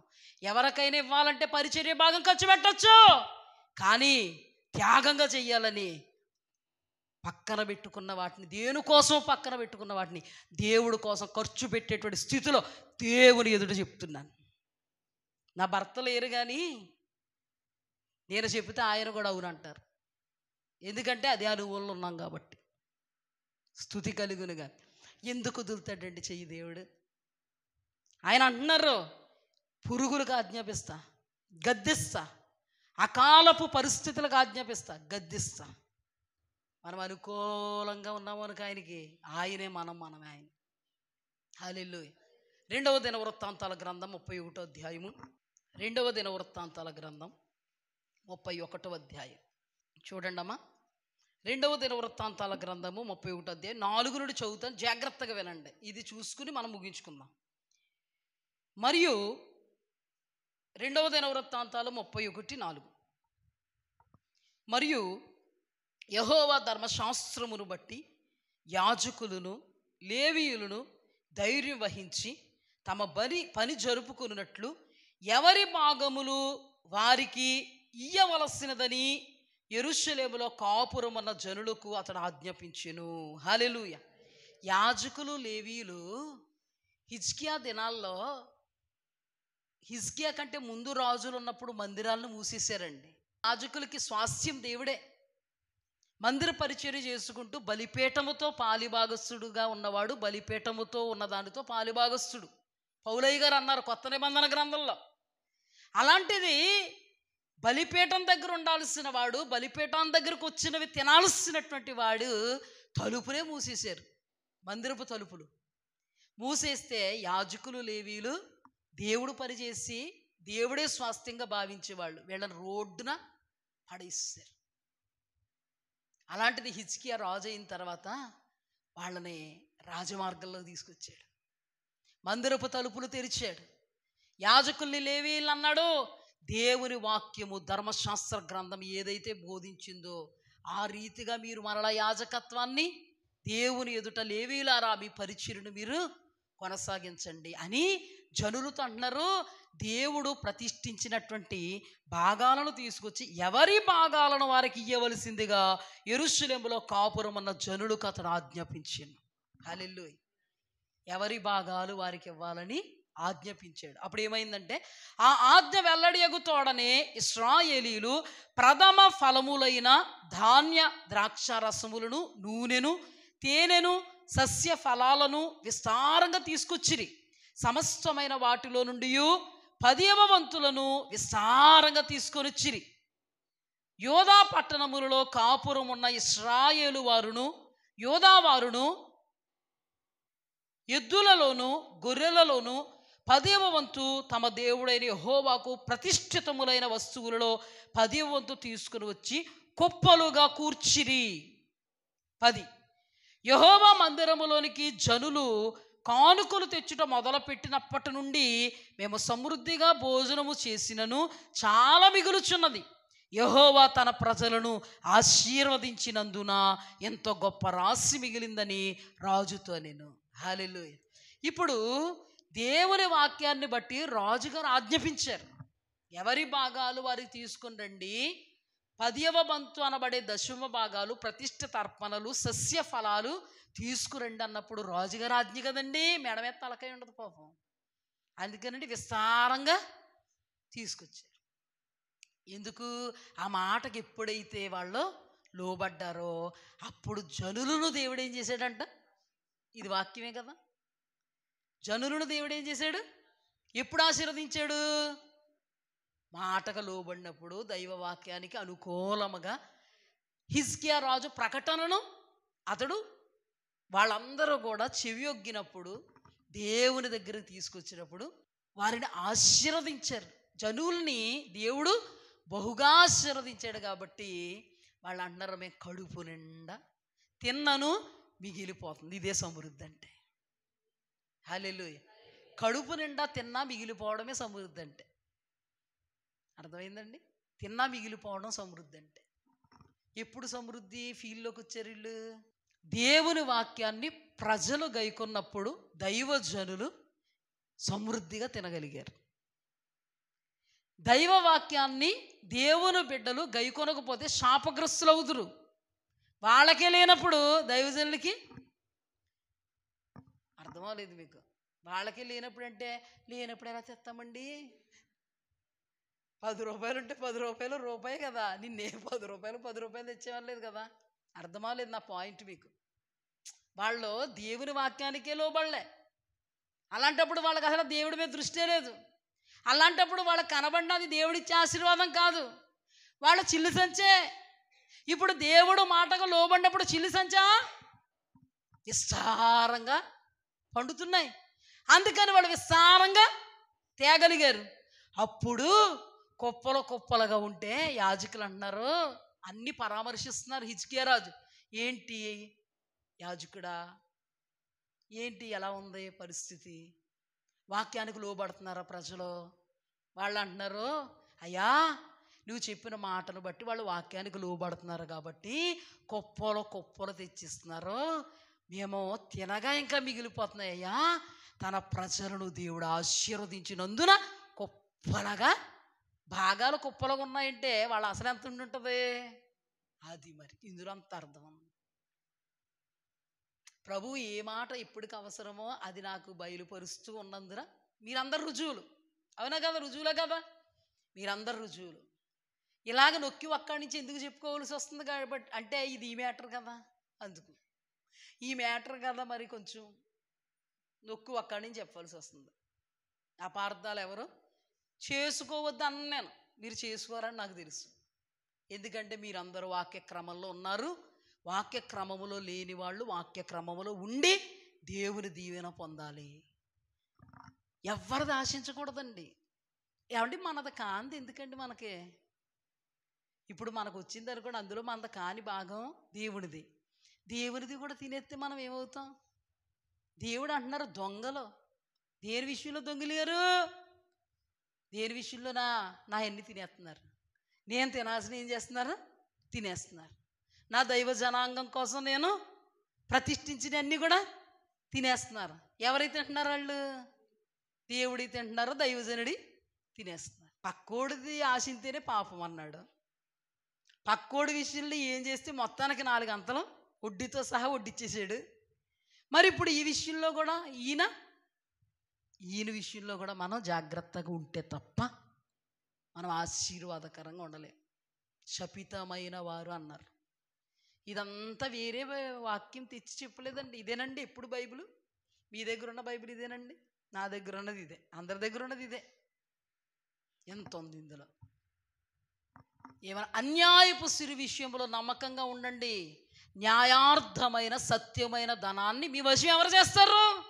దేవుడు చెయ్యాలి. దేవుడు చేయాలంటే దేవుడు చెప్పింది చేస్తే మీ వశం చేస్తారు. దేవునికి మహిమ కలుగును. ఇప్పుడు చెప్పండి అమ్మా జాగ్రత్తగా. యాకోబు మోసం దేవుడు చూచాడు. యాకోబుని లాబాను మోసం చేశాడు. దావీదు పొరుగువాని భార్యను ఆశించడం దేవుడు చూచాడు. దానికి తగినట్టుగా దేవుడు ఏం చేశారు? కీడుకు ప్రతి కీడు చేశాడు. మోసానికి ప్రతి మోసం జరిగింది, కీడుకు ప్రతి కీడు జరిగింది. మరి ఇక్కడ జరగదా? ఇక్కడికి ఆగిపోదామా? ప్రతిదీ మంచిదే. ఈ రోజున పరిచర్య విషయంలో కూడా నమ్మకంగా ఉన్న వాళ్ళని దేవుడు విడిచిపెట్టడు. దేవుడు ఎదుట చేస్తున్న పరిచర్య నమ్మకంగా ఉంటే దానికి తగిన దీవెన రాక మానదు. మనం దైవ వాక్యానుసారంగా దేవుడు చెప్తున్న విషయాలలో నమ్మకస్తులంగా ఉంటే ఆయన మనకు నమ్మకస్తుడు. హల్లెలూయా. ఏం చేస్తాడో తెలుసా? ఆయన ఏం చేస్తాడో తెలుసా? ఆకాశపు వాకిళ్ళు విప్పుతాడు. ఏమంటే ఆకాశపు వాకిళ్ళు విప్పబడడం అంటే అద్భుతం. అసలు మన దేవుడే అద్భుతకరుడు, చేసి చూపుతాడు. పట్టజాలని విస్తారమైన పట్టజాలం అంటే ఇంకా పట్టం, ఇంకా అంటే చేతులతో పట్టుకున్నా ఇంకా మిగిలిపోతాయి, తిన్నా మిగిలిపోతాయి, కట్టుకున్నా మిగిలిపోతాయి, ఉన్నా మిగిలిపోతాయి. మిగిలిపోతే ఏం చేస్తావు నువ్వు? అన్నం అది నీ చెప్పు. ప్రశ్నమ్మా, అన్నం అది మిగిలిపోతే పులిహోర చేస్తాం అనకండి. అన్నం అది బాగా మిగిలిపోయిందండి, మన కడుపు నిండిపోయిందండి బాబు, ఏం చేస్తా? పంచిపెట్టుకుంటా. అలాగే నీకు బాగా మిగిలిపోయిందంటే ఏం చేస్తావు? దేవుడికి ఇవ్వాల్సింది ఇస్తావు. అన్నీ పర్ఫెక్ట్గా ఉంటాయి. ఇంకా మిగిలిపోతే ఎక్స్ట్రా పరలోక ధనంగా సమకూర్చుకుంటావు. ఎంతమందికి పెట్టాలి అంతమందికి పెడతావు, ఎంతమందిని చూసుకోవాలి అంతమందిని చూసుకుంటావు. అర్థమైందా? దేవుడికి స్తుతి కలుగుగా. నిజంగా మన సంఘంలో చాలామంది అండి దేవునికి అనుకూలుగా ఉన్నారు. వాళ్ళని బట్టి దేవుడికి స్తుతి కలుగుగా. చాలా కొద్ది మంది దేవునికి అననుకూలంగా ఉన్నారు. మా స్వలాభం కోసమో మాకేదో తక్కువైపోయిందనో మీరు అనుకోవద్దు. చక్కగా దైవ వాక్యములు ఉంటే దేవుడు ఆనందిస్తాడు. దేవుడు చెయ్యాల్సినవి చేస్తాడు. మీకు దేవుడు మీ మీద ప్రేమతో మీరు అలాగ అన్యాయం చేయబడ్డం దేవుడికి ఇష్టం లేదని. ఎందుకంటే మేము కానీ సంఘం కానీ చాలామంది మా బిడ్డలను ఆశీర్వదించండి అంటే దేవుడికి అగాధ వచ్చేస్తుంది. కన్నీటితో రోదలు వెళ్ళిపోతున్నాయి, విలపించేస్తున్నాం, వెళ్ళిపోతున్నాయి అన్నీ. కానీ అగాధం విషయంలో ఏమన్నాడు? అక్కడ వాళ్ళు ఇక్కడికి చేరడం, ఇక్కడ వాళ్ళు అక్కడికి చేరడం అసంభవం. అగాధానికి చాలా సంభవం. అలాగే ఈ అగాధం ఆయనకి మా ప్రార్థనలకి అడ్డుబండలు అయిపోతుంది. ప్రార్థనలు చాలా ఉన్నాయి, దివారాత్రులు ఉన్నాయి, కన్నీటి ప్రార్థనలు ఉన్నాయి. దీవించయ్యా, దీవించయ్యా, అయ్యా దీవించయ్యా, అయ్యా బస్తాలు ఇచ్చేయ్యా, అయ్యా దూడ పడిపోయిందయ్యా, లేపేయ్యా, లేపేస్తాను పైకి. అంతే మరి, లేపేయ్యా లేపేస్తాను పైకి. ఈరోజు రేపు బతికిపోతాం. అబ్బబ్బబ్బా అని సంకలు గుద్దుకొద్దండి. ఒక్కరోజు పెడతాడు. ఏంటి? భయంతో ఉంటే ఆ భయం నిన్ను ఎలా చేస్తుంది? దేవుడి యొక్క ఆశీర్వాదాల కారణంగా చేస్తుంది, దీవెనల కారణంగా చేస్తుంది. ఎప్పుడు కూడా దేవుడు మాట సత్యం అండి. ఇన్ని సందర్భాల్లో దేవుడు మాట సత్యం, ఈ ఒక్కటే అసత్యమా? మీ అందరూ దీవింపబడాలి, మీ అందరూ ఆశీర్వదింపబడాలి. ఎవ్వరూ కూడా దేవుని దొంగిలించకండి, దేవుడు దాని మీద పడకండి. అదేదో కడుపు నిండిపోద్ది అనుకుంటారు. కడుపు నిండిపోదండి అది. ఆ అప్పం కడుపు నిండిపోదు మీకు. యథార్థంగా దేవుడి దగ్గర తీసుకొస్తే తొట్టులో పిండి తక్కువ కాదు, బుడ్డులో నూనె అయిపోదు. కొంతమంది దేవుని వాక్యానికి అనుకూలంగా ఉండకపోవడం వల్ల వాళ్ళకి అంత నిల్లే కనబడుద్ది, జీరో కనబడుద్ది. ఇది తీసేస్తే దీనికి సరిపోదు, ఇంకా జీరో, ఇంకా నీకు కనబడదు. ఇంకా నీకు అంత ఆత్మీయత లేదు, నీకు అంత దైవవాక్య క్రమం మీద నిగ్రహం లేదు, దేవుడంటే భయం లేదు, భక్తి లేదు. ఎలా వచ్చేస్తాయి? దేవుడు వాక్యమును నెరవేర్చకుండా వచ్చేసాయి అంటే ధనవంతుడు లెక్కే. అర్థమైందా? దేవుడు వాక్యం నెరవేరకుండా కలిసి వచ్చేస్తుందండి. ఈ కలిసి వచ్చేదంతా ధనవంతుడు ఏం చేసాడు? ధనవంతుడు ఒక రోజు సిల్లి సెన్స్ వెళ్ళిపోయాడు అక్కడికి. ఎక్కడికి? ఇంక ఏ క్రియలు రాలేదు కూడా. అగ్ని ఆరని పురుగు చావని. జాగ్రత్త సుమ. దైవవాక్యములో మనం అందరూ ఉందుముగాక. మన తుది శ్వాస విడిచేంత వరకు ఎవరిది మనం ఆశించుకుందుముగాక. నీతి న్యాయ యథార్థతలు జరిగించే దేవుని ఎదుట నీతి, న్యాయము, యథార్థత, నమ్మకత్వం, పరిశుద్ధతతో ఉందుముగాక. దేవుని ఎదుట యథార్థంగా న్యాయంగా ఉందుముగాక. వివేకముగా బ్రతుకుదుముగాక. దేవుని వాక్యాన్ని నెరవేర్చుదుముగాక. ఎందుకంటే మనందరము దేవుని ఆశీర్వాదాలు పొందు నిమిత్తం. ఇటు కృపలో దేవుడు మనల్ని నడిపించునుగాక. ఆమేన్. కళ్ళు మూసుకున్నాం. మహాపరిశుద్ధుడు అయిన దేవ, గొప్ప తండ్రి, నేను నీ కుమార్తెను నాయన. అనుకూలంగా ఉన్నప్పుడు కాదు, ప్రతికూల